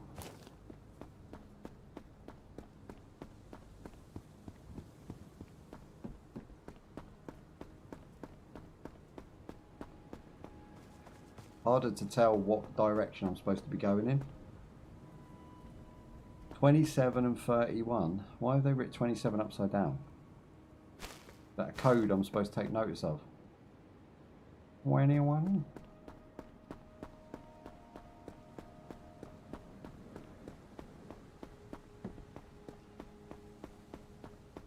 Okay, moving up.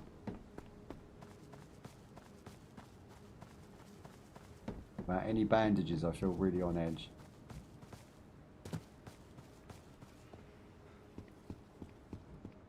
Like if there was a dude in here, I don't think I'd see him. I don't know if my contrast would be adjusted. How dark is it for you guys? So you get a better picture than me. If I go into here and just like turn up the, is it exposure for lightness? Again, it'd be nice to adjust these whilst you can see the game somehow. Because I can't really see that it's lightening it or darkening it. It's a shame. I can't adjust it at all. But it looks okay for you guys. But for me, just trust I can't see as much.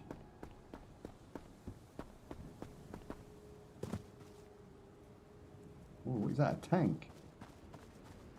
See, that would be so awesome to see that in the light. And it could have some lootable areas on it. But, yeah, we're up on a tank. I'm standing on a tank.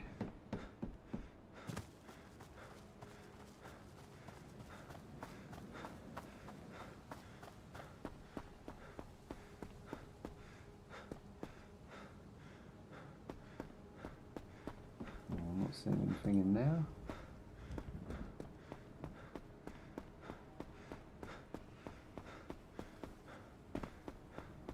Right, so I'm going to keep these buildings to my left, and I'm just going to move up and see if this is the direction we need to go in. I'm sure the most dangerous place will be the road.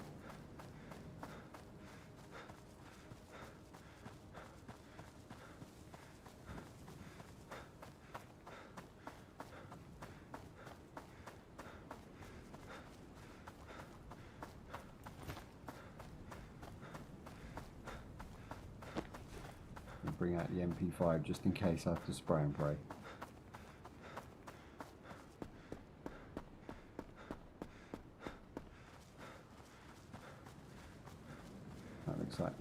barrier there. We're not going to be able to get over.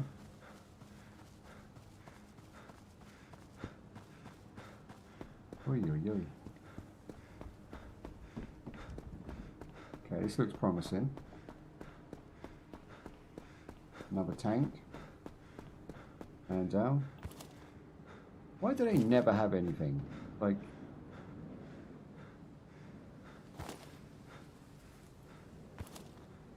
Where's his weapons gone? Someone's pre-looted it.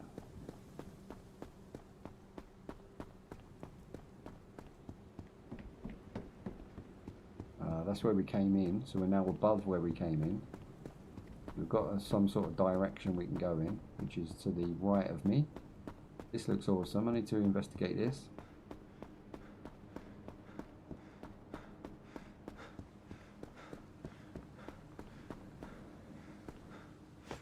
Nomad backpack. Go for religious book. And a set of gloves there, if I can get my target on it. There we go.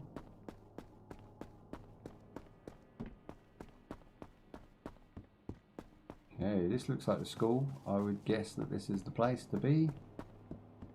Have a look inside. Okay, no, nothing in the lockers.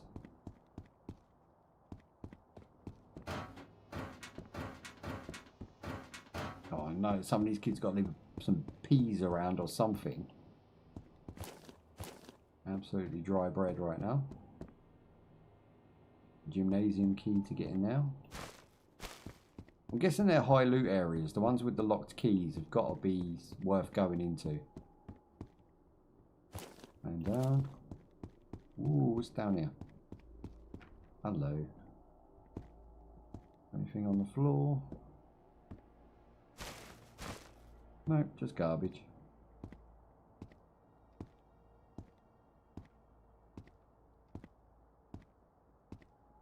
This looks like a bad move. So if there was guys at the top of this, they could just bottleneck us down here. So I don't really want to stay in the hallway as much as at all, really.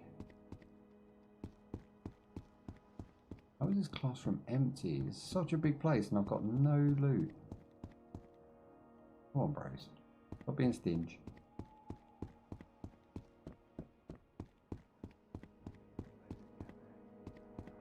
Remember these old school projectors? I remember them like it was yesterday. You get your piece of paper and you lay it upside down on the top and then it sort of projects it up onto the wall. It was a really basic way of doing things, but it was so good. It used to work so well. Teachers would come in and they'd have like double stamped text, so like bold black text, and then they would put it up on the wall and we would be able to read it from the back of the class easy. And of course I was at the back of the class because I didn't do no fucking work. But like, it was such a good design of a machine. I liked it a lot. Thank you for the guys over on YouTube and Twitch. I appreciate you hanging out with me, bro. Crabs, she should have left those in the ocean. Well, it does make you wonder where they actually came from originally, you know what I mean? Not that I'm going into it and all that. But men, we have very few symptoms we can pick up, and the ones we do is... Whoa, whoa, whoa. See what I'm saying? See what I'm saying? I'm saying? I'm hiding here, bitch. There you go. Whew. Heart went. I think they were popping shots from outside the window, but they could have easily tracked me because it's just start to finish a hallway. So it's one of the riskiest places to go I've seen so far. At least in the forest you have trees in the way, you know, things that you can hide behind. Want some? Anybody there?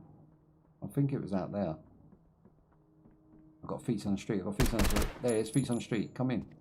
I don't want to lose him because he could get the drop on us.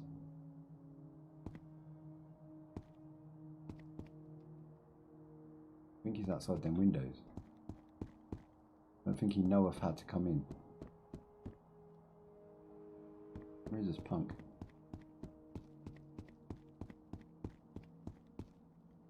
I think he's coming round. Ah, I can hear him. Not to knock his language, of course. I don't know what language the native enemies in this game speak. don't have a translator. Yeah.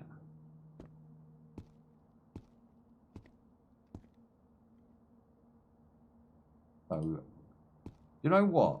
It has the atmosphere of Tarkov. I don't care what anybody says. It's not as like multiplayer heavy.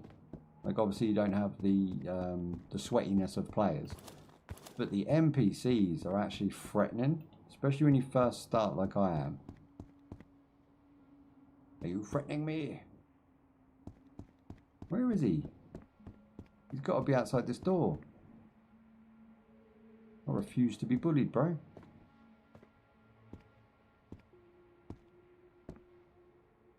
Here we go, here we go.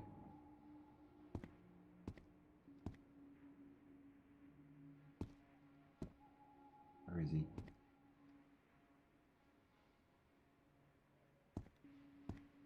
Not worth it. It's just not worth it. Leave him outside. Forget about him.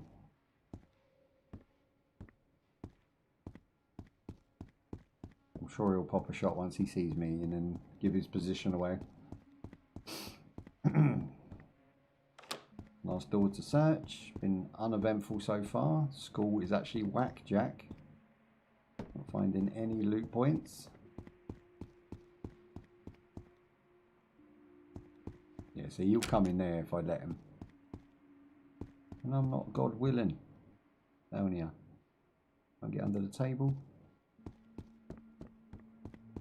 Okay, this allows us to go upstairs. Ah, now we're talking. I wonder where all the loot would be.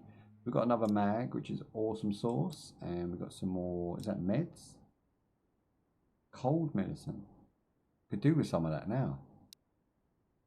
Again, I'm still looking for a clip for this one. It doesn't seem to have a removable clip. That's a 45 mag, and I think that possibly... What would that be a mag for then? G7. Is that my handgun? I think it is. G7. Okay, cool. Finally, we've got that. So we'll reload that. I think it's 16 in a hole. 17 in a hole. Yeah, boy. Now we're rocking it.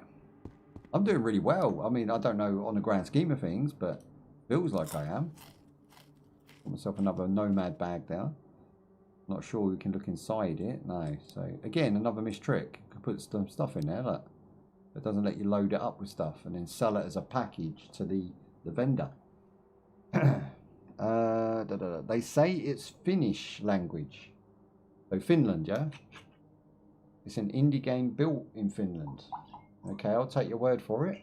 It's on the border between Finland and Russia. Yeah, I saw on Steam it said that.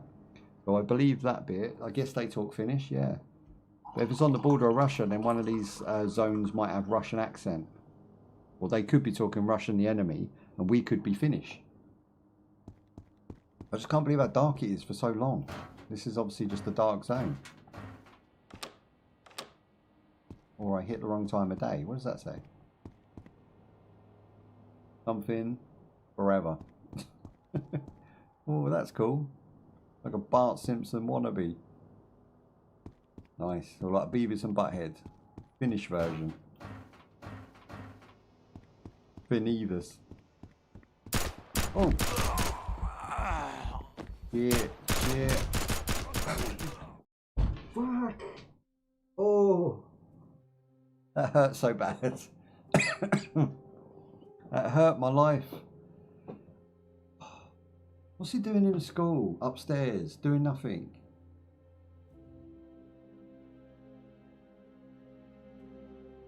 If I click load, is that going to bring us back into that game? I thought the school zone might be a permadeath zone. Oh, let's have a look. Yeah, I've got absolutely fuck all. I got rinsed. Oh, my fridge keeps the stuff. Okay, so now we have a game plan. Fill fridge with expensive weaponry. Now, did I drop my loot? Is it like Dark Souls where you can go back and get your loot? I'm wondering if I sleep, I get my mental back. I do, 100% mental, but it costs me 20 on my hydration, 20 on my energy. So base camp's pretty sick. I'm not going to lie. Base camp's awesome. And it starts me with absolutely nothing. I haven't even got a weapon to go out into the wild with right now.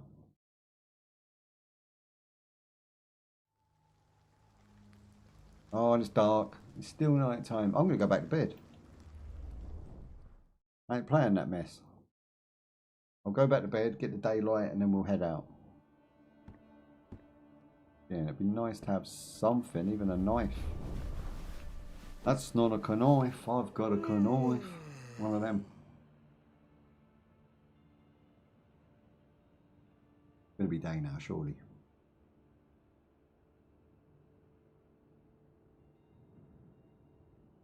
Go bed, innit? That's it. It's not just that. It's like, now I've sort of cheesed the game. It's not free, you know. It's costing me food and water to do it. So I'm going to eat some peaches and some peas and whatever else we've got in here. We've got some tomatoes. I should have some fluids with that one. You can see again the middle stats just going up there. We started with 400s, but it was worth a look, you know. The cupboards are empty. Mother Hubbard went to the cupboard. The cupboard was goddamn bare. I've got to go and get my stuff back. Oh, we've got no map. But we know roughly where it is. Go to the school district. Go up across the platform. And then the school's there. And then we know the guy's upstairs. But again, what we're going to fight him with. You know. Can't just go in there with a smile and a tickle. We need some weaponry. Factor got anything in it? Nope. Now, I might have to search these little low-level houses just to see if we can get armoured up before we go. Again, such a great game. Using strats already. I don't know if I die twice, whether the loot goes or whether the loot's there in the first place, but kind of hoping it is. Even if you lose some of the items because that guy took them. Maybe if I kill him, he's got some of those items on him. Do you know what I mean? That'd be a really nice way to do it as well. We've got pineapples in a clip. We just need a gun to put it in.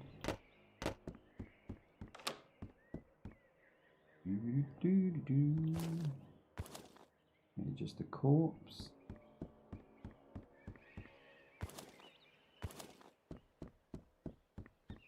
Oh, can we search that? I don't think I did that last time.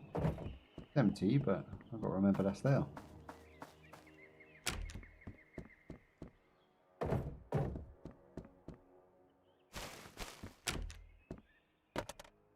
Haha, I got myself a hot plate. Mama in the kitchen fixing me a hot plate. Working with the scraps she was given. Sorry, I just had 2 packs in my head. Bit of packery. Ooh, what was that? Oh, matches to light a candle, okay. You don't have to live in darkness, you know. When you've got matches, you can sort of go into a place and hold up for the night. And again, there's a bed there, which I'm assuming we can possibly sleep in. It'd be nice if we could. Ooh, what was that? Keep sort of pinging things. Could just be that.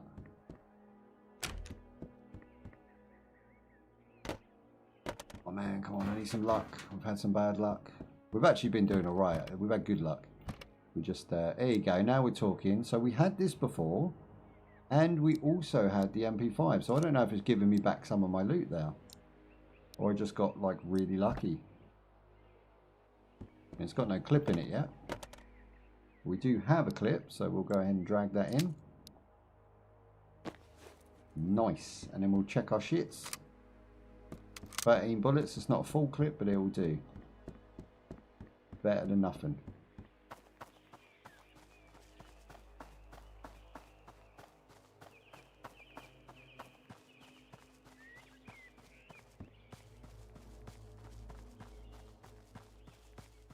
Yeah, I'm going to head over to these abandoned places over here. Hopefully there's no one loitering.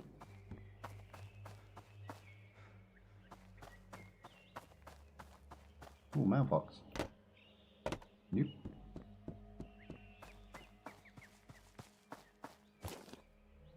Holy shiz. That's an assault rifle beyond assault rifles right there. And another hot plate. Does that clip fit that? It won't, will it? Okay, my weight's now weighing me down, so we need to sell some stuff. So we need to find the vendor, make a bunch of money. We might actually be better off doing this, you know.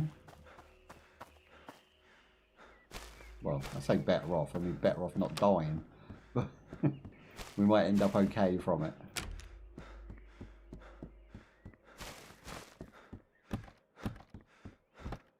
Oh shit, there was one. No, there you go. There, I got myself a glockage. Myself some clothes and some matches. What I'm supposed to do with the sticks. We can equip the hiking what? Hiking pants, okay. They were folded so nicely that I couldn't tell what they were. Nothing in the bog. I don't understand what the point in having medical cabinets is. There's never no medical in there.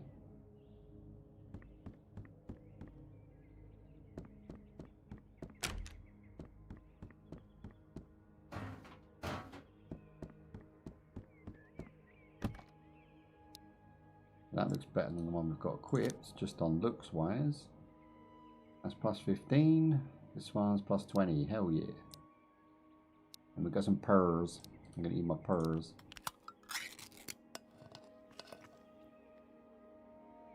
Nom noms. Alright, we're off. All is good within the hood.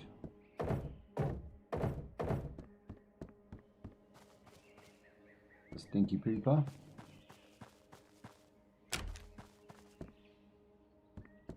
Come on, man, stop being stingy.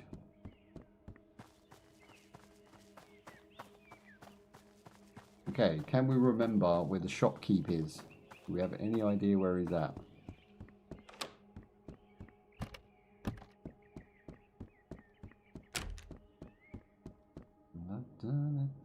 What was that?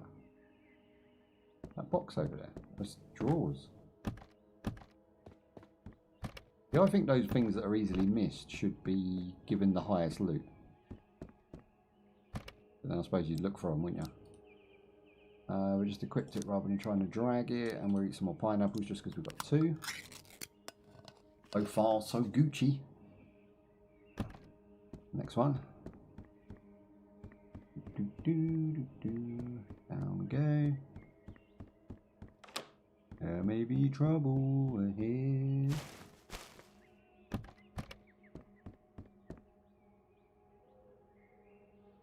Meh.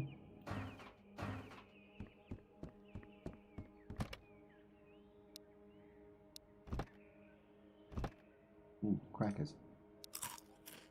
Okay, I've got 100% on everything nearly. Yeah, boy. Just a bit of hydration, but I don't need to worry about 5% or 7% hydration now.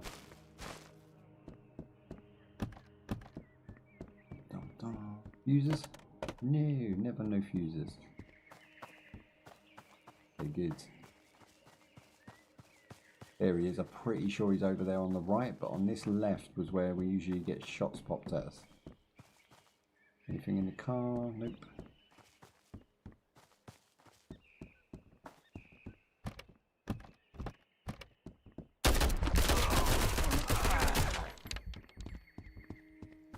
Oh, I don't know. Oh, mate, he's coming at us. Hey, hello. Oh, they're so accurate. So accurate. Oh, it's doing so well again. Round 3. Again, we might start with something good. Check the cupboards. What is that? It'd be nice if that opened up, like a safe. Oh, you big baldy bugger. Yeah, I'm going to take the juice. I'm going to take the pineapples.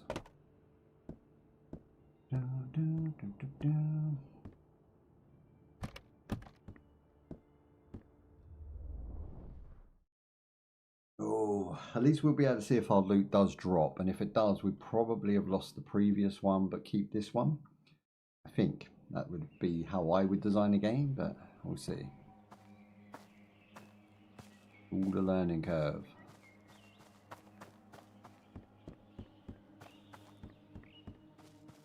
Any items loitering in here? It's always empty. Look at that. See, this is what I'm talking about. When the sun breaks through, it's really nice. Open on stream, it comes through nice too. Okay, go to the cabin, head over to the right, get as close to the cellar as possible, and grab our loot if it's on the floor. I do like the fact it's a memory game, although I was a bit shaky when we first started without a map. Now that I've sort of played it for a bit, I like the fact that you have to sort of physically blueprint the map on your brain, because I'm not finding a map anywhere so far. So it's more by sort of environmental awareness, you know, where have I been before, landmarks, colours, you know, you're really just trying to scope out and learn as quick as possible the environment, because it does help. It's not to say there won't be an enemy in a random place that there wasn't before, so you do have to still have that caution.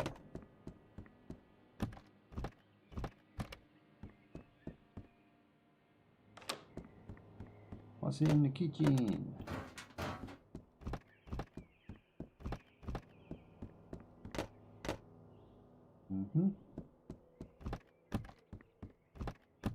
Nothing, absolutely nothing. Rude.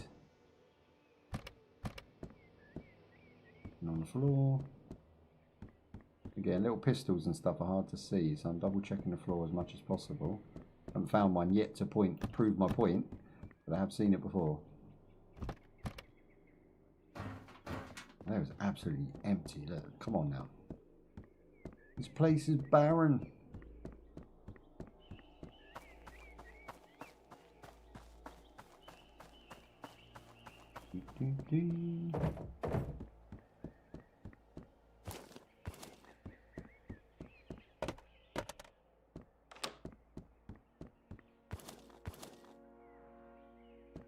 Inge, best Inge.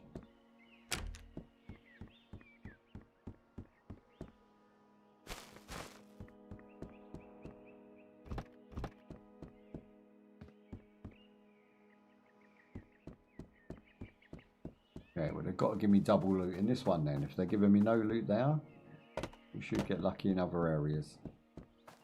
Technically. I might be clutching at straws.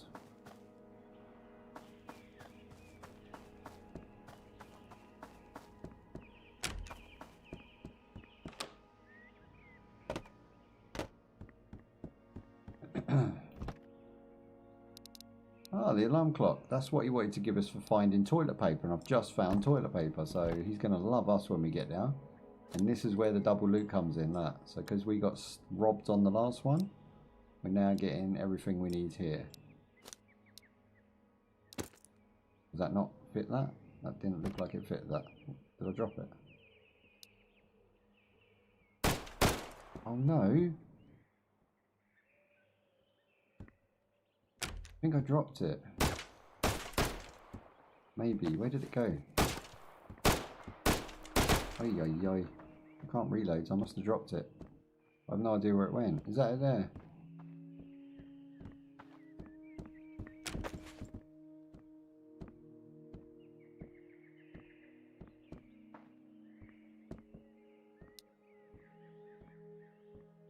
Oh, it doesn't fit. Get out of here. Okay, we need to escape. He's got me trapped. They giveth with one hand and they taketh with the other. It's blocking this door. I can't get out. What are we going to do, bros? Do we just run for it? I mean, it's pretty suicidal. You want some, son? That's it. I'm going to give him some. I don't know if he's here or outside. Have a little peep. Oh, there he is. There he is. Okay, so he's that side. So we should be able to get out one of these windows. I'll go out this back one. Maybe duck it down low. Can we sneak it? Again, it's this window mechanic needs a bolt. Yeah, that's really awful. So he's now got me trapped. He's now pointing his gun right at me. I've got no ammo whatsoever. No way to defend myself. Ay, ay, ay. Move, man.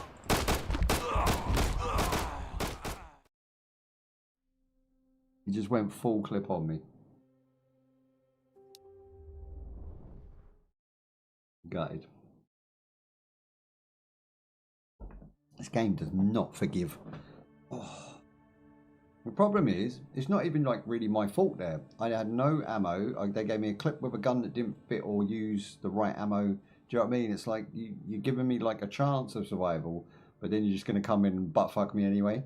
So it's like the game is so random, and that's kind of what the charm of it is. Like, I love the fact that you never know each playthrough what you're getting. Or each spawn, should I say. There's not really a playthrough when you last 10 seconds. Okay, we've got nothing here. Let's roll. Oh, Goldbeard. I think my mentality is fine still. I don't think we need to secure that yet. Here we go. Ah, what's this? Radio. Well, it would be a playthrough if you go in the permadeath. Yeah, I mean, if I can make it that far, then cool. But I seem to be having a bit of grief at the moment trying to get... Does your loot drop? You can answer that as you're here. That'd be awesome. Like, when I die, is there a package I can pick up or you know, something that I get back? Because it seems a little bit harsh that you lose everything.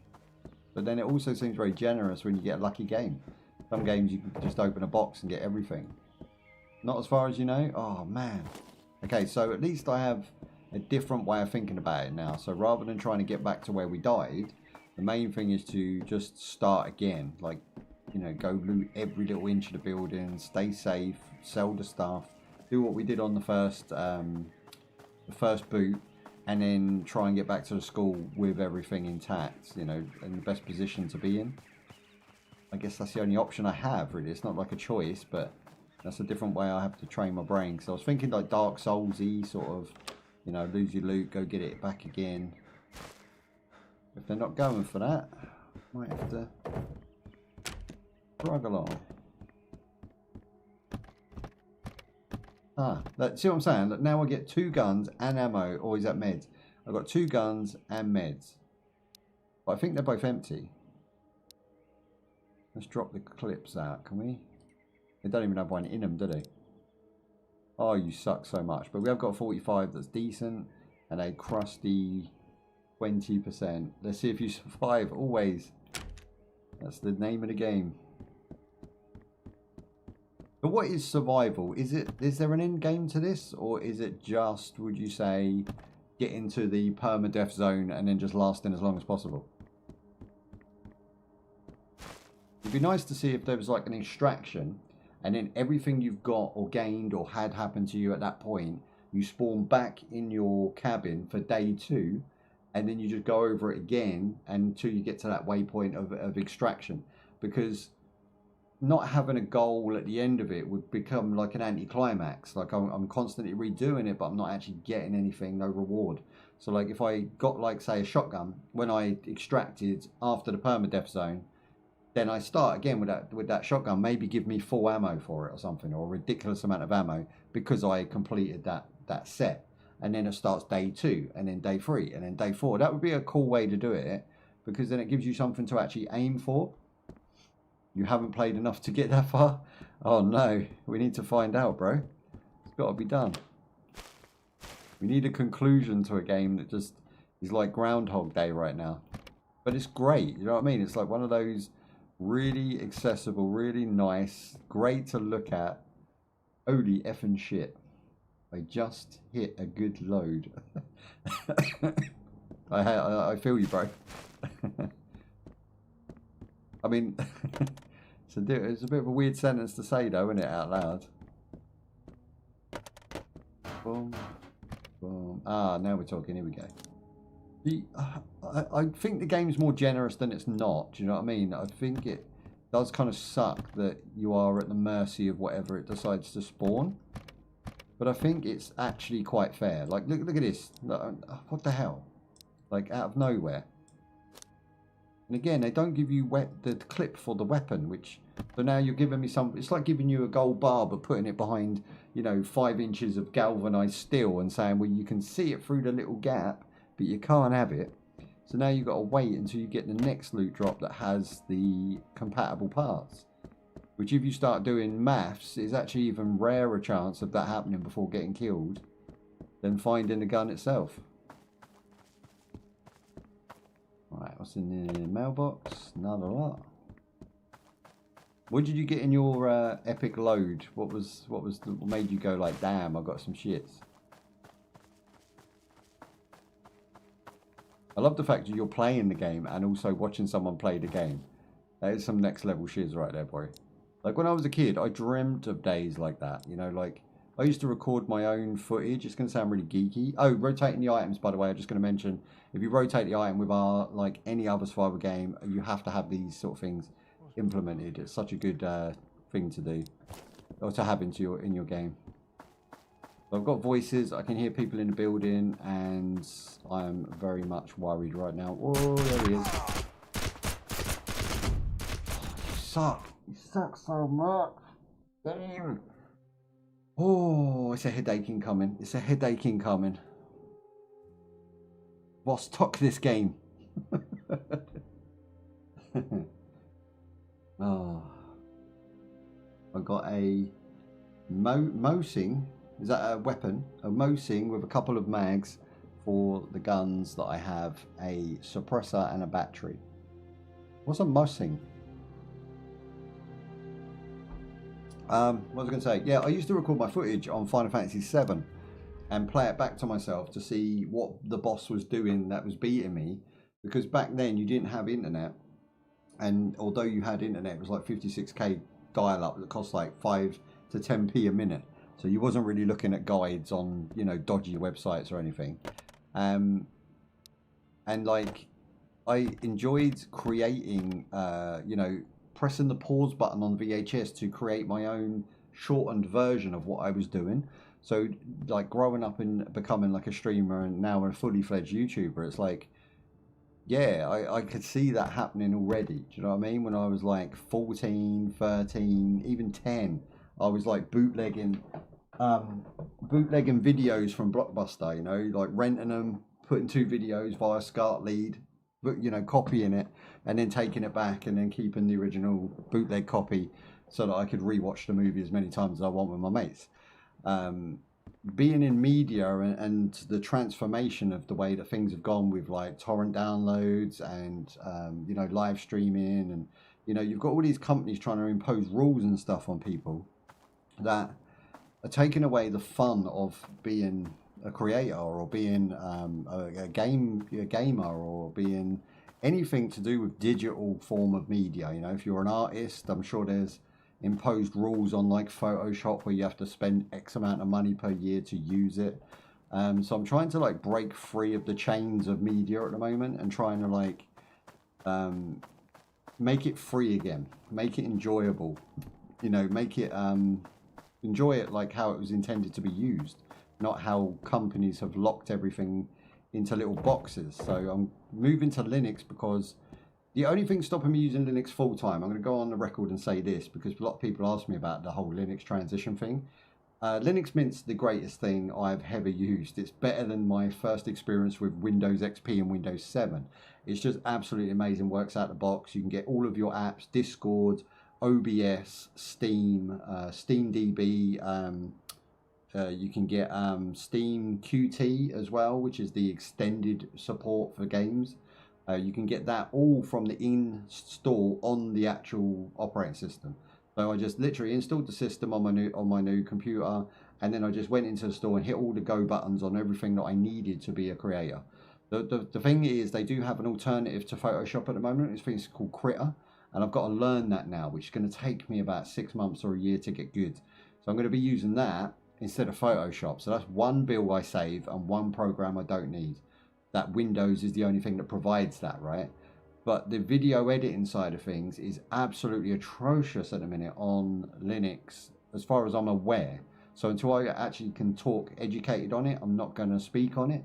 But what I will say is there is a couple of companies that I personally use. I don't use Adobe or anyone like this at the moment. That I use my video editing software with. That's only like £30 or £40 a year. If they just transition to Linux they could just sell me $10 a month on Linux, £120 a year.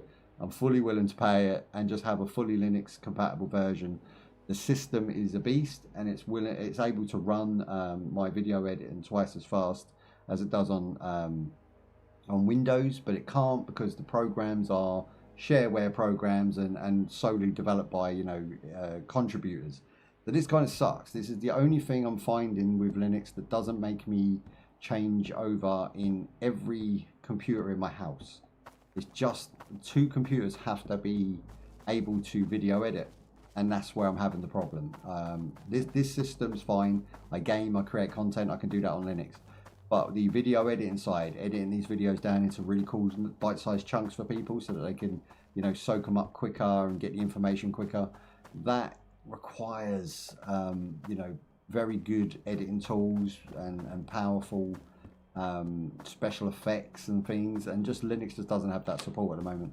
So if we can get there next, gaming's there, I believe. I don't think gaming really, as long as the community still hold up with the Proton and Steam keep doing their bit, I think we're there. I just worry about the content creation side of things. But again, I haven't used it, so I can't talk. Oh, hello. Hello. Okay, we've got a mattress where we can sleep anywhere now. But I won't speak on it until I've done it, do you know what I mean? Do it, wear the t-shirt, then talk about it. So I just thought I'd shout that out because a lot of people have asked me, so now I've answered it. I can just edit it and not have to talk about it again.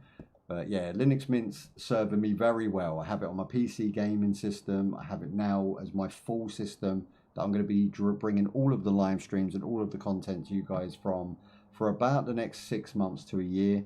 I don't intend to, I don't expect that to fail or intend to change back to Windows at any point. It's just video editing's holding me back right now. Jump move.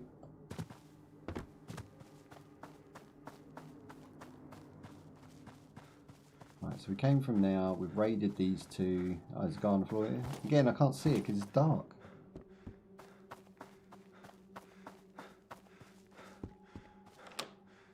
I appreciate that they have a mode that has a quicker night cycle, which is the mode we're playing on.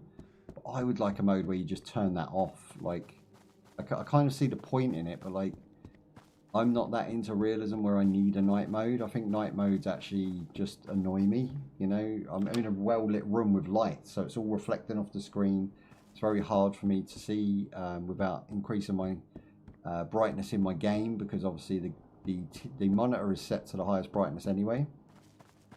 So I don't know if anyone else has that, especially with like LED screens nowadays. They are kind of darks and lights. So as soon as you dull your picture down like this, it becomes dark, like I really can't see much. Okay, we'll take that. We've got some more yeast. I've got to be careful with the yeast, yeah? You said the yeast affects us in negative as well as positive. I'll keep an eye on that. I need to survive. All their medical cupboards. And have you actually found anything in their medical cupboards, guys? I don't believe that's actually got anything in it. I'm a skeptic, and I'm thinking they never offer me any bandages or nothing. And that's what you would expect to be in them. No weapon yet either.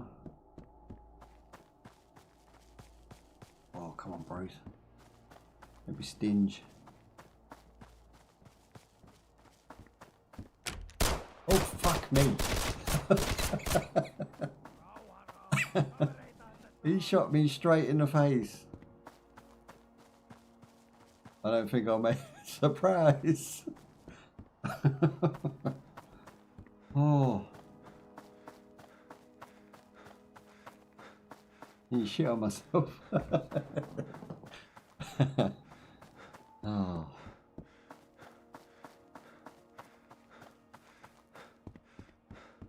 That was so loud as well. That was brilliant. Those moments, you know what I mean? That's why we play survivor games. Everything's high risk, everything's tense, and then when that happens, it's like the game just tells you to go, you know what I mean, do one. Oh. I'm assuming enemies can't come into this. I've not seen if they can break that boundary or not.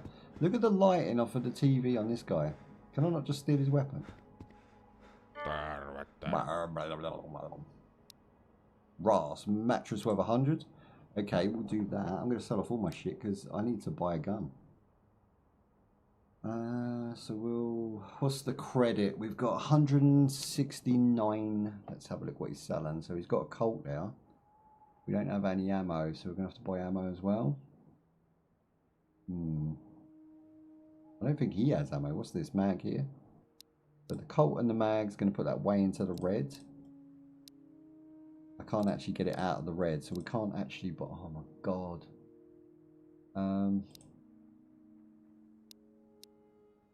Apparently the mattress is not worth much to him, you know. Tupakkamies on aina tupakkamies. It's got... I mean, I don't understand what he's saying, but he just sounds hilarious. Okay, so he's not going to let us have the coal. I'll have to sell everything to even come close to a clip, which sucks. He does do 45 ammo. I believe that's 45 ammo. I might be wrong. But he's got nothing of worth there. He hasn't even got like a bandage so I can like fix my health problem. What if I sleep if I get that back?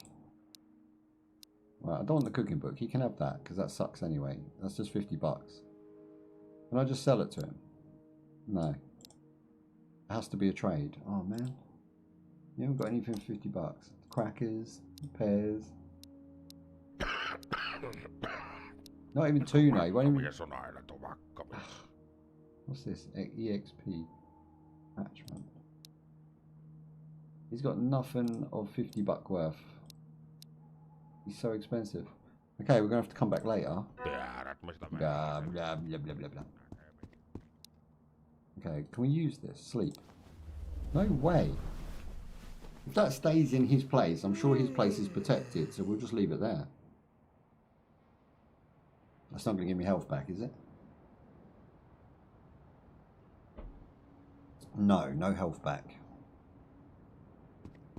I think that was a one-use job as well. Oh, mate. Okay, let me search his bin bags. No. Okay, there's no way them enemies have waited around 6 hours for me, so we're going to loot his van, which is a high loot area.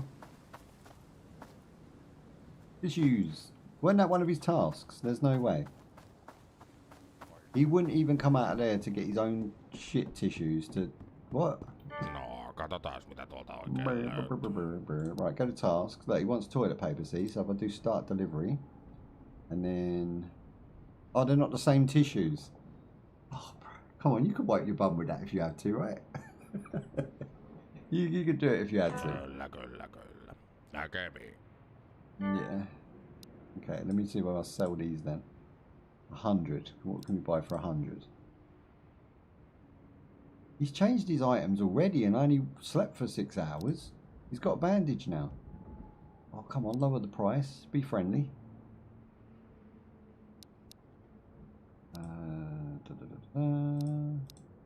Okay, he'll let me have this mag for 50, but the 45 mag earlier, he was not letting that go. Is that the G? No, that's a Karov. Oh, I'm so gutted. Trousers, boots. No, I need health. There's nothing else he's got I want. Maybe ammo. But then that goes over. Suck, bro. He sucks. He sucks because I suck and I have no money.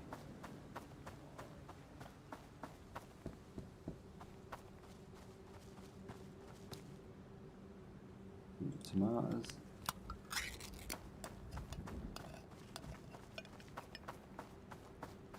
So dark again, isn't it?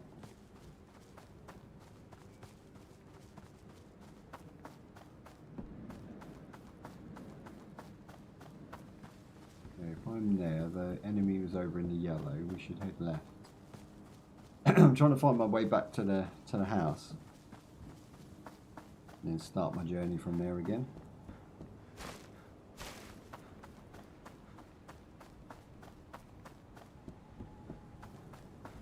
Probably get lost though.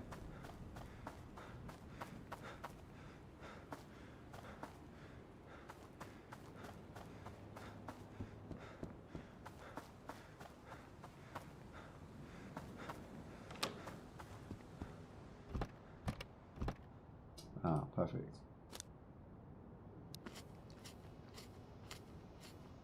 You look, while that's eating, I can't drag the tuna, so it'd be nice to be able to do two things at once. It doesn't really affect the game's balancing in any way because it's single player. You should have quality of life things like that because that does really help. Especially like when you're being shot at, right? You want to reload a clip, but then maybe drag another clip in just to save your bacon if you get caught by surprise. This as well, not being able to double click and it just goes straight over. A lot of other survival games do that very well, so I know it can be done, but dragging them or right clicking is even slower and then going transfer. It's just personal preference, but like if you just transfer it, it goes where it wants, but if you drag it, it goes where you want it to.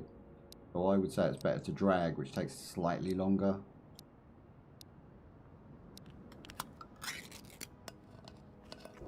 Oh, okay, we're down to that point where we just need health. Yes, okay, we've got a weapon. Put it as secondary. Rags, can we maybe craft with those rags? Again, we haven't crafted at all because every time I get enough stuff to do crafting with, we get oofed. Hydration, so we do need to eat or drink some juice, sorry. Oh, I eat juice. Right, nice.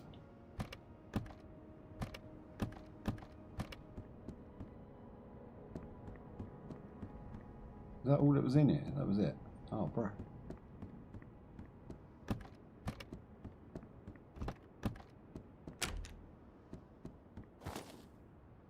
Okay, he had some ammo. Cool beans. Does this have a clip? Nope. That's another gun that's useless to us. We could go and see the man. Maybe he'll sell us one now if we trade with him. Then we can actually get the clip for the gun we want.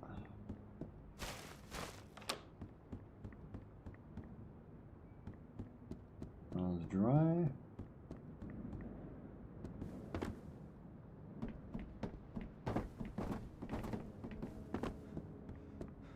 Right, okay.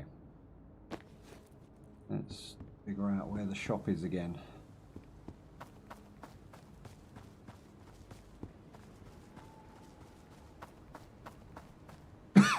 Excuse me. It's definitely not here. Ooh, I hear voices. Run! I got one shot, by the way, 12 damage. Trying to find and get back to the shop is going to be a bit of a mission.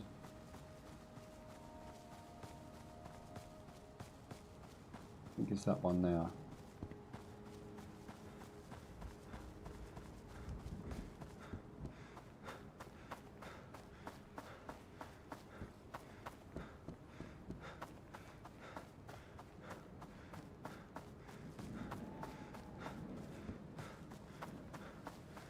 Yeah, I'm pretty sure this is it, isn't it? Looks familiar. Yeah, there's the van.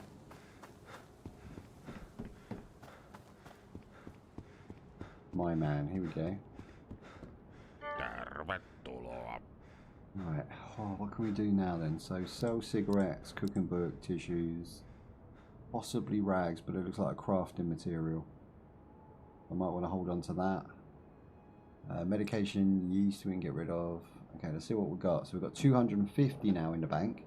We need the PPK clip. I'm not sure which one it is. I've got three choices. I've got a C1911, which I think is like a 45. That's like a Colt, right, or something? Made by Colt. This Karov magazine could be the one. Karov. Then there's also a magazine at the top. Oh, that's another Karov as well. Okay, let me just double check my... Can we have a look at the magazine things? Yeah, Karov magazine. Sweet. My man's got him. Tervepä terve. I'm gonna buy one of those. Oh, it's way over what I need. Okay, let's just boom, boom, boom. Done. Happy days. So maybe we can buy 2 of those. Does he have ammo? Is that Karov? 45 ACP. That's not the right ammo for that, is it? Oh, he's such a pain. He's like got the clip but not the ammo. And even if I wanted 45, it's going to be too expensive.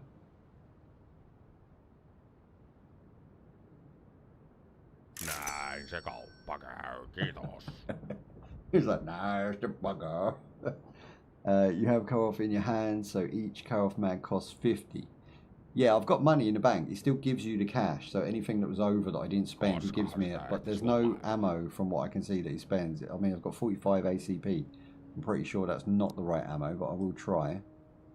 Ja seuraavaan kertaan. Nah, see, it's not the right ammo. But the clip will fit. So there's that. Just empty. It's empty. The gun looks very good though, modelled well. The money you see is the value for your items. Yeah, so up in the top right, that's my money, right? So this money up here, I don't know if you can see my mouse cursor, you can't. So just here, if I move this over, I can't move over. Sucks. Basically there. If I hover it, it says my inventory value, right? So when I spend money there, if it's over what I'm going to spend, it goes into my inventory value. I think that's how that works. I might be wrong, but I thought that changed when I sold my stuff. Because I gave him, what you're saying is I probably get, it doesn't. So I gave him a very good value for the clip with no bullets. I'm a little bit gutted about that, to be honest. But maybe he'll give me a good price. No, look, so my offer value is 75 at 0. But like, I'm getting a good price anyway. It's not the end of the world, is it? So 75 is another clip, which we already had. So maybe buy another one. Oikein paljon kiitoksia. There you go. So I've got 2 clips now. Yeah, it went down. Okay, so I'm going to have to find ammo now. Which we know is just bullshizzle. Like, you can't find specific ammo because you want it. Ah, got to get lucky. By the way, you need 9 by 18. Oh, I appreciate that, bro. He only had 1 box of ammo and it wasn't the one. I'm going to have to let that go. We'll find it in the next bit. We'll try to go to school zone, I guess, because I can't go anywhere without being shot at. Like, everywhere else has guys in it. There's a building here that might be okay. We'll give that a go. It just tends to get worse and worse now. I mean, if I pick a wrong building, that's me done.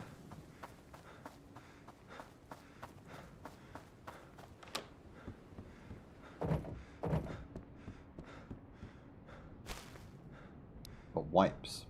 I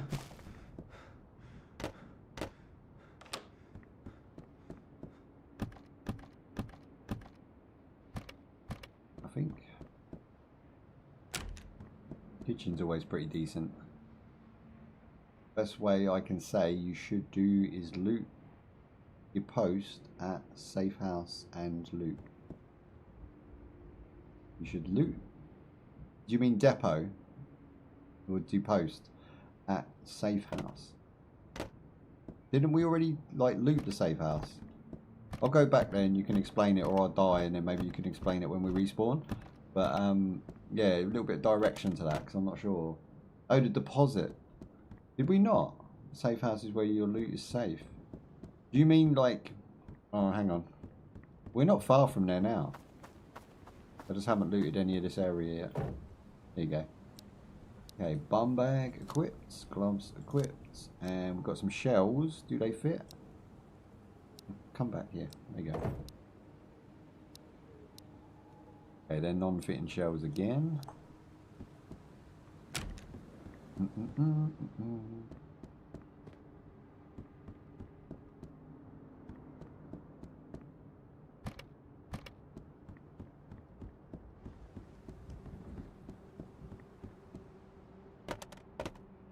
Feeling like my luck's about to change.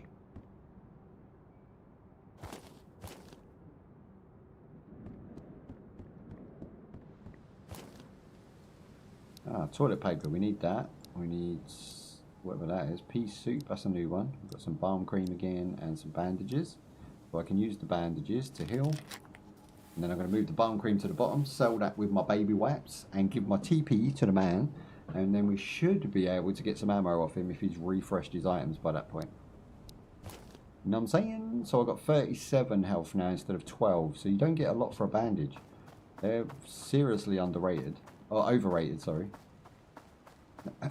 Every time you leave behind stays there. Yeah, so what I've been doing is putting my items into the fridge.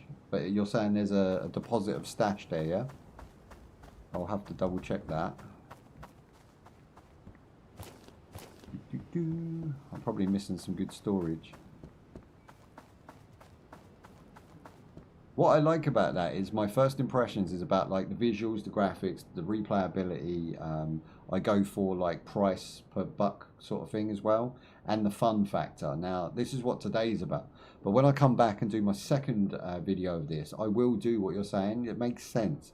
It seems like the game is played predominantly by storing items that you get and staying in this area for way longer than you actually want to, so that you just keep stockpiling stuff.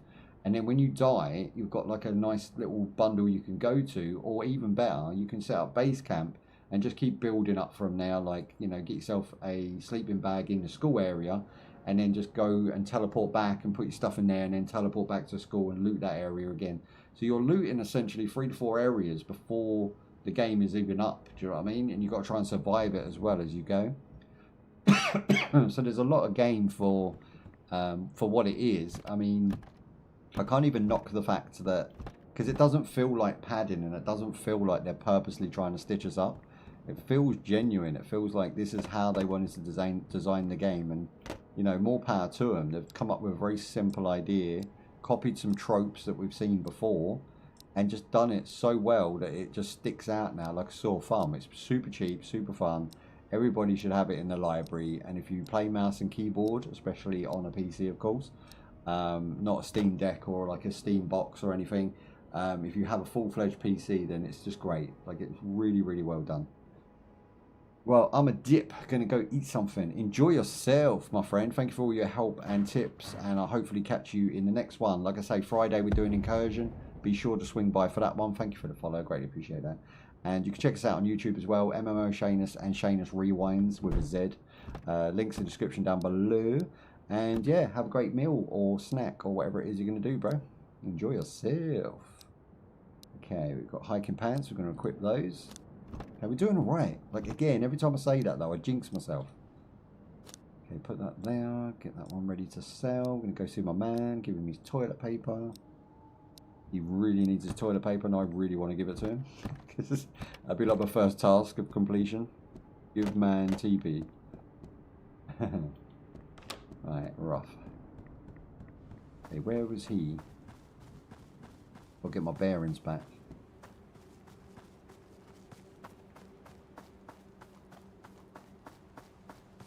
Right, there's a van. That's there. I think that's danger zone, so I think I'm going to head up this road. I'm going to stay out of trouble.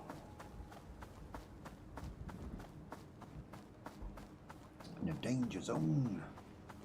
Oh, hello, there's a yellow one down here. I very rarely visit this place. Probably for good reason. Hello. Empty. So far so good. No one in the toilet. Ah, here we go, more balm. And some tape. So if I go to crafting now, what can we craft? So we've got, there's not an option just to show you everything you can craft, no? Or is it this? Like, that's just food. We've got bandages, improvised. Oh. Okay, so each one has to, you have to open a tab for each one. So I've got rags, I just need septic, I think that says. So septic, some sort of juice.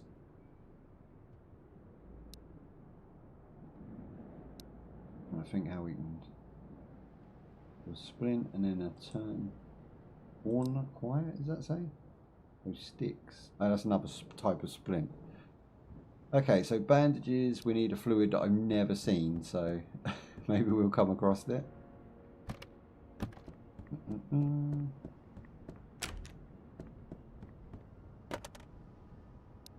These are meatballs. I'll eat those.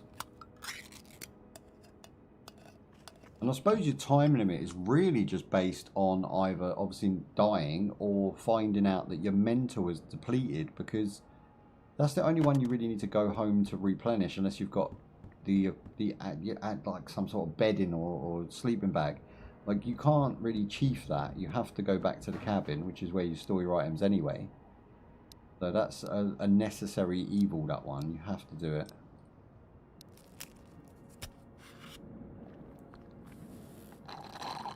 Nice. But I mean, by eating meatballs, that also put my mental up. So I guess you could just keep eating. You don't put on weight, so if you've got plenty of meatballs, you'll probably be pretty sane for a long time. Alright, now we're outside again. No one in there, sweet. Oh, it's so annoying when there's a massive wooden crate and they could have all sorts of awesome weapons and they have none.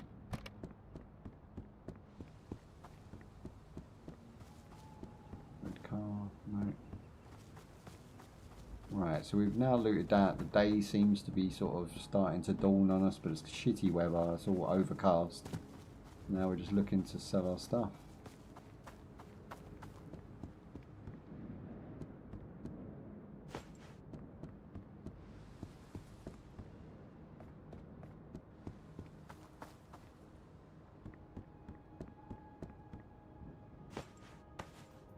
I found myself a mattress, so that's cool.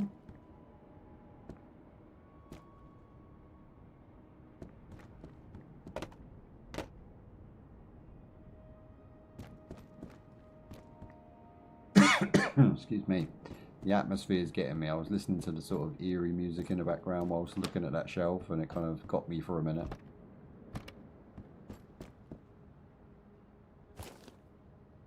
Corpse. So yeah, I think I found a little bit of an issue that I'd like sorted as well with an update, is when you go to crafting, there needs to be a tab that I can't seem to see that just gives me whatever's in my inventory, what I'm on the way to crafting. So if I've got like rags but I don't have the sterilization fluid, then just show me that I can if I had sterilization fluid. But if not, if I didn't have any rags, then don't show me that option, and it should be in one of the, like, these tabs are nicely put where like you can easily negotiate your food, your health, your weapons, you know, you can sort of go and understand it, but there should be a tab at the end of one of the sides that just gives me everything that's in my inventory that can be translated into something. So then that way I can see what items I want to keep, what ones are actually worth, you know, holding on to, and what items I could possibly craft if I find one or two other items to join it. And then you can keep a lookout for those items, but it doesn't have that system yet. So if it could implement that, that would be a good addition, I think, as well.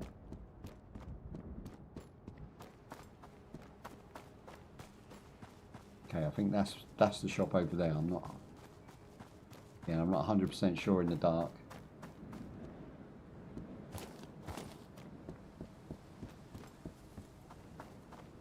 I'll just go for like the biggest building. I know it's red or reddish.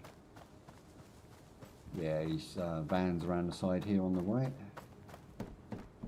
Happy days. Okay, we'll deal with him, then it should be daylight, and then we'll head towards the school district, if not home, depending on which way we go first.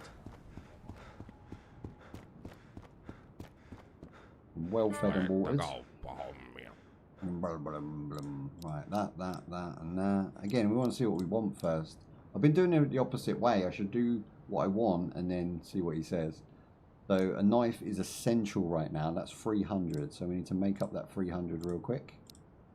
We're in the 300 zone. And then what else are we going to go with? So we need the PPK ammo if he's got it. They 9x18. Is that the ammo? I'm pretty sure that is what. Let me check the Twitch chat. Pretty sure that's what my man said. Yeah, 9x18. Perfect. So I'm going to go with that box of ammo and sell whatever it needs to go into there. What can we get? Potato sacks. Alright, mate, calm down. Coffee you can have. Salty what? Salty something. Salty licorice. Blech. Don't do licorice myself. That's one of them things you either love or hate, isn't it? Licorice. Yeah, if I sell both jackets, it doesn't really give me any boosts. So maybe foods. Yeah, juice and canned peas. He can have those. What a legend. Okay, so we're going to leave him at the minute. I swear he calls me a BAS, you know the words. I ain't got no dad, that sort of thing. Right, equip that. Fixing. And then the other mag's now empty. We're going to fill that one up as well, so we've got a spare. Put the knife into the inventory. Equip the thicker jacket. And I'm going to sell the army. And what else do I need to do? Hydration. Have a little bit of juice.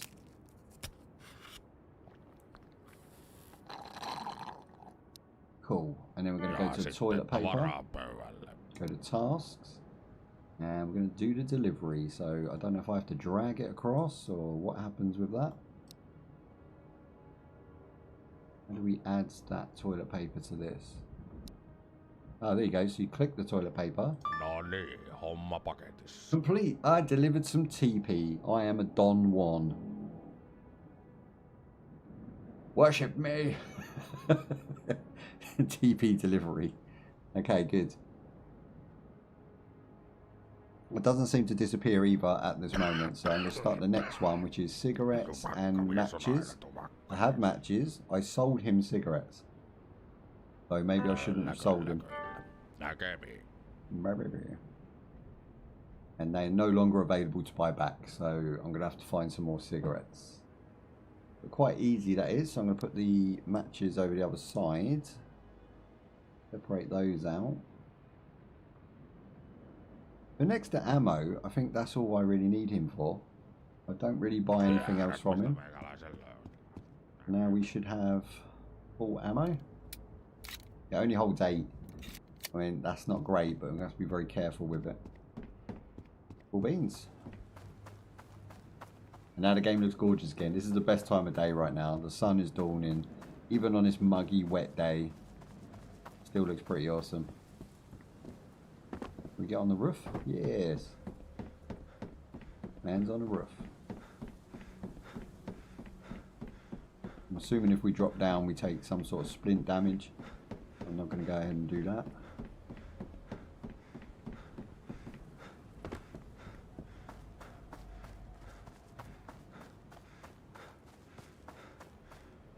Alright, let's just go across the bridge. And get our bearings. I love the way the light subtly hits your metal objects. Like if you're holding a machine gun or a handgun, it sort of sprinkles off it. The bloom's low in this game. I feel like they could increase the bloom. Do lacks a bit of bloom.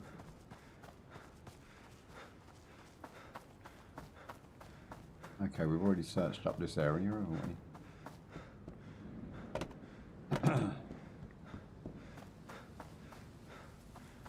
Beans. So if we've searched that area, then we can either go left or straight. We'll go left, I think.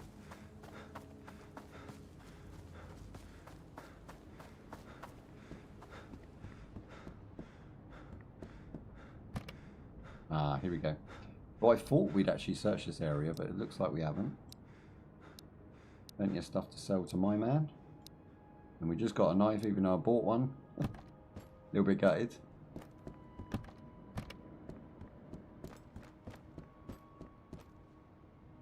Oh, cabinet.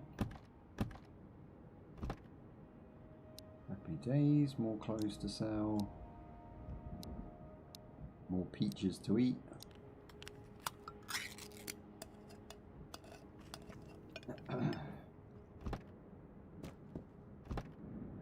Yes, okay, we've got extended mag. Well, not extended, we've got MP5 mag. And what the hell is that? I don't even know what it says.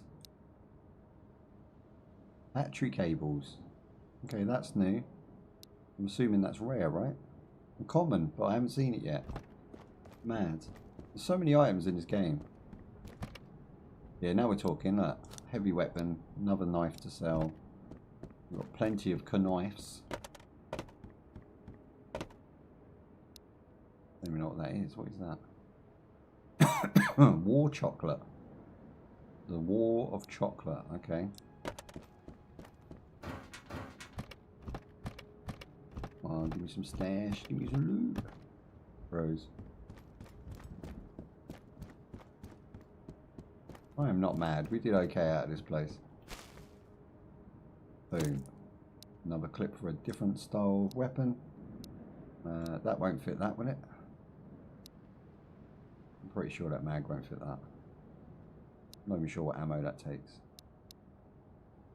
Not those. Boo. So that one's that. That mag goes with that ammo. It's 45, so we now know that's for 45 quickly. We've got a PPK there, which is that mag, so I'm going to bring my mag over. Got so much food, and like I'm never going to starve. There you go, peanuts.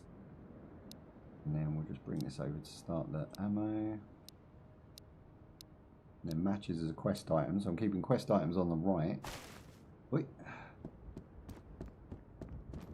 In my brain, it makes sense. Okay, we're coming up to R4. We'll go till 5, and then we'll round it up from there, I think. We'll go ham for the last half an hour, try and get some kills, try and store our stuff ready for next time. Try not to make this a wasted effort. This is where that guy scared the hell out of me. I was curious if he was still in here. There's a shotgun. Hell, oh, that, so good, because like I could just sell that now. But I've sort of organised myself into a box. Double them up, there you go. And we'll put the clip that way. Move all these along, nice and easy. I'll make room for that massive shotgun.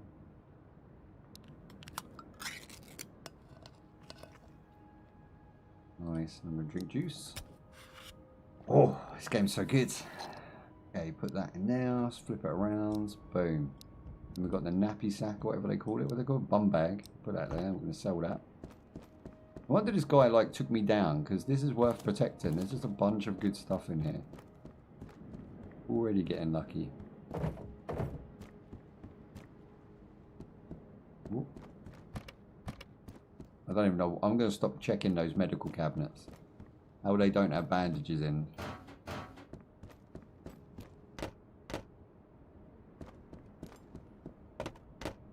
Fridge is empty. Ooh, hello, what was that? I don't know what it is, but we'll take it. Hiking transies. Already got a set, apparently. Now we're talking. What are they? Raisins. Old medicine. Okay, that's got to have a value to it. Value 75. How much is this clock? 150. Hell yeah. And meat. We'll just eat it. I don't leave nothing behind. Got my meats. Myself a dodgy hat. And the third one is empty. Okay, we're doing very well. I need to go and sell my staff, because there is a lot of value I'm now carrying. Gotta remember where the guy is. Can't be far. We just dealt with him.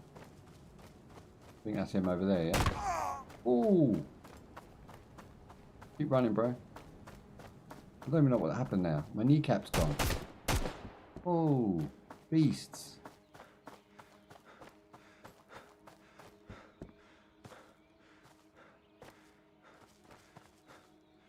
I can't run anyway, so I might as well just duck it down and hope it don't come at me. Trying to find some cover. Go, go, go. Yeah, I'm bleeding out massively. I'm not sure I can actually prevent that now.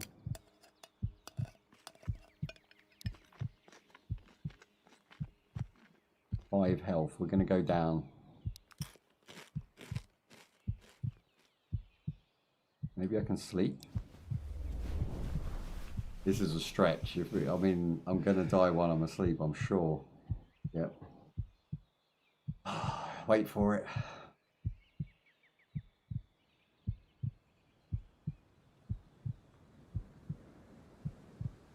We're going to wake and just don't eat.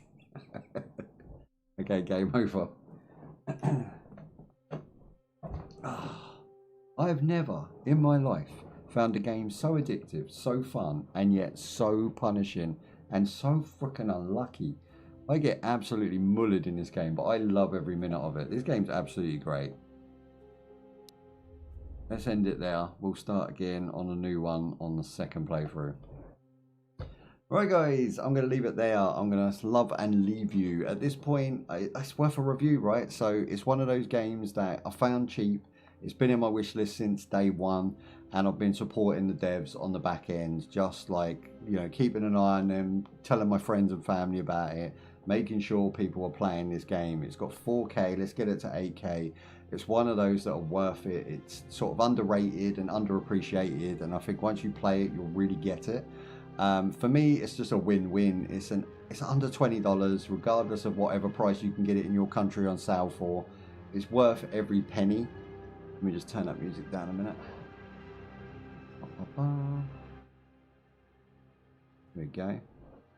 Is it perfect?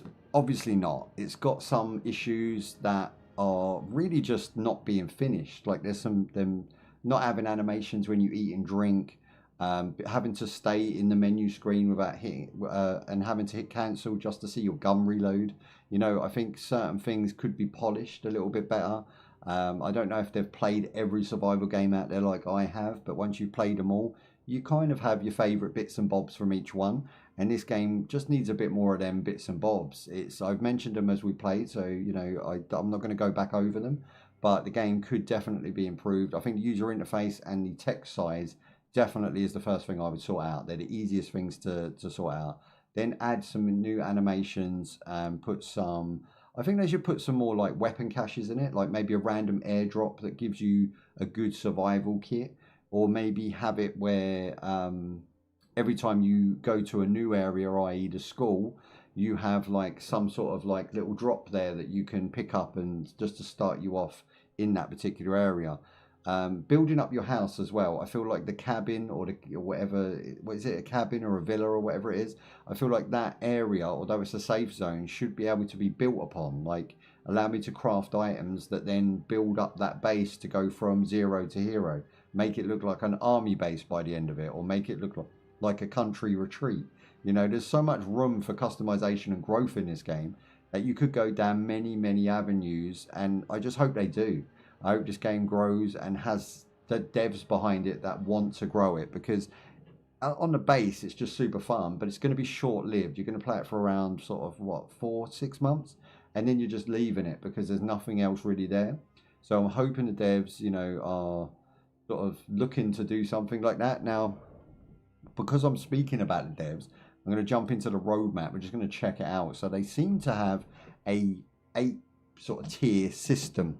So tier 2, we're going to be doing friendly factions, AI versus AI as well, which I guess just means like you'll have opposing forces fighting it out that you could maybe wait until they kill each other, or maybe get involved in the middle of. That'll be an interesting thing to see. AI variants, of course, all of the enemies at the moment are balaclava sort of white dudes. We could have variants of those coming very soon. Okay, a driver, which is a new trader, so someone in a car that possibly can give us portable loot drops. That would be really awesome. New map and a shelter. So there you go. So they already have the idea. This is for Q3, so you're talking about like summer. And then Q4, talking about like what? October, Christmas. We're talking about what we got there, quest system, which is really important. Keep the player busy. I do like the little tasks that the shopkeepers have as well. I think they should stay. I think they work well, and they do give you something to do. But you know, having a main quest system would be really good as well. Like taking down a certain faction, a certain place, to then conquer that area as a safe zone. That would be nice. So then I've got another place I can go and hide out. You've got civil defense shelters, another trader, and a new map and shelter. So it seems like for the next 1, 2, 3, 4. So basically all of the updates come with a new map and a new shelter, which is crazy ambitious. I mean, I would just expand the map. I think that's what they mean. But to have a whole new map, that's like another place to visit. That's mental. So yeah, if they carry on doing this, I mean, the last 4 are unannounced. So I guess that's on sales and how the game goes. Gunslinger, I hope they make it to that update and everything they've planned out actually goes swimmingly, because then the game is enough anyway. Do you know what I mean? It's already a good base. With those build up to build 4 update, I think it's just going to, you know, absolutely bang. And the other ones would just be icing on the cake. So yeah, they seem to have a good roadmap there, but I do think there are some sort of general improvements they could do as well in between those. I.e., like I say, some of the aforementioned points do definitely need to be looked over by the devs and sort of listened to, because 4K is just not enough players for this game. This game should be hitting at least 12 to 15K on release, and unfortunately didn't quite get there. So I just wanted to bring it to you guys' attention, and we're going to rate it as a review. So we're going to go by the 5 magic number. We're going to go by 5, the magic number, which is the visuals, the sound effects, the playability. Was it broken? Did it have any bugs or glitches? And overall, was it fun? Now, bang per buck, I've already said, under $20, the game absolutely sells itself perfectly there. I think it should stay at that price. So visuals and sound effects is to die for. Some of the visual shadows are a little bit dodge, and there's not enough bloom and sort of sprinkles and sparkles, if you know what I mean. So like when you shoot a car, you don't get like metal sparks come off, which I would have liked to have seen, you know, with added bloom in those, you know, just a little bit more of the sort of, you know, heightened combat environment. It just sort of is, you know, it feels like Stalker, it plays like Stalker, and we've really just got enough Stalker clones. But this one does have enough to keep you coming back, which is really awesome. The sound effects are really, really good. The Glock sounded a bit weak in an echo environment. So if you're inside, you should have more of an echo to your gunshots. Maybe a little ring in the ears, you know, not too loud, but just a little subtle ring, just to let you know that it was popping shots indoors. And then outside, you could then dull that down and maybe just keep the sound effects you've got, because they all pretty much work, you know, nice outside. What else did we do? So no glitches and bugs. The game never crashed. We never had any issues. I've played it on Linux for around an hour and I didn't have or experience any problems. If anything, I got more frames on Linux than I did on Windows, but that might just be due to early access and needing an update. What else do we do? So last ability, is the game replayable? Am I going to be revisiting it? Of course I am. I'm going to be doing about 3 to 5 episodes on this, and I'll probably cover every update that comes, because I really back this one. This is a game that I personally love, personally paid with my own money, and personally think should be awesome. I'm just hoping the development, you know, don't do anything strange during their development cycles, so that, you know, I just fall out of love with it. But at the moment, it's great. It's one of my top tier first person shooters. It's not the only one. I've got a bunch of these to bring to the channel. Let me tell you some of the names of them. I can shout those out just for future reference for myself as well. Let me jump into Steam. Right, if I scroll down, it's probably going to have recommended ones anyway that I've got. Have a look. So we are revisiting Grey Zone with the new system on Linux. We are going to be doing Ready or Not on Linux as well. We're going to be revisiting the Division series 1 and 2, because I feel like I underappreciated them personally. Dead Zone Rogue, which was a really good sci-fi version of a looter shooter, i.e. roguelike. And Tarkov has to be revisited as well. Obviously Stalker 2 we still got to finish. We're going through the first Stalkers as well. And we're doing Incursion Red River on Friday. We've got Surround Dead, which is a zombie cell-shaded pixel art game. We're doing the Metro series, we've got Arena Breakout, and we've got the Payday series. There's a bunch of first-person shooters coming, and I can add to that because I am personally bringing survival games back, which is Deadside, Dysteria, DayZ, Incursion, Night of the Dead, The Long Dark, and the list just keeps going on. There is 101 of these games around. One of my personal faves that I'm bringing in and really looking forward to delving into. I've only played about an hour of that as well, which is called Pioneer. So if you don't know about this one, maybe check it out. It's a 100 gig install, very good looking game, plays very well, and has a underdog community going on with it at the moment. So hopefully it can keep the trend going. It doesn't, do live end of service, and all of that good stuff. But it's around a $20 game on sale, and it's very, very impressive. So we're going to be doing that one next week. So join us for that as well. Friday we're back, and I mean, this game, I have to talk about the fact that it's just fun. It's just really solid, really good looking, and really fun. And I think that's what the main selling point for me is. I just love opening cupboards, getting loot, and shooting everyone in sight. At the moment, it's bare bones, but it's good bones. It's on good bones. There's good meat on them bones. So I'm going to give this one a 4 out of 5 just because of the price per bang, the way it looks, the way it plays, the way it makes you feel, and the excitement I get from wanting to play more of it. So yeah, it's a 4 out of 5 for me. I love this game. But with those updates, I reckon it could hit a 4.5 easily. Easily hit that little extra pizzazz just by putting in another year's worth of work. So I'm looking forward to seeing what the devs come up with. If they want to reach out, and hit us up with some early updates that we can show people, then sure, we'll do that. But until next time, guys, stay safe, stay sanitized, look after yourself, look after your mum, and I'll see you in the next one. Bye-bye. There you go, we're done. Oh, losing my throat. Got done just in time. Thank you for the Discord links. Appreciate that. Oh, that was a beast. I'm hoping to feel better by Friday because I can't see me getting worse. It is getting better. We're on the up. Yeah, we're going to leave it there, guys. Thank you for joining me. Thank you all the guys over on YouTube and Twitch. You can watch this on a rerun on YouTube for 48 hours, and then it goes on to the members only.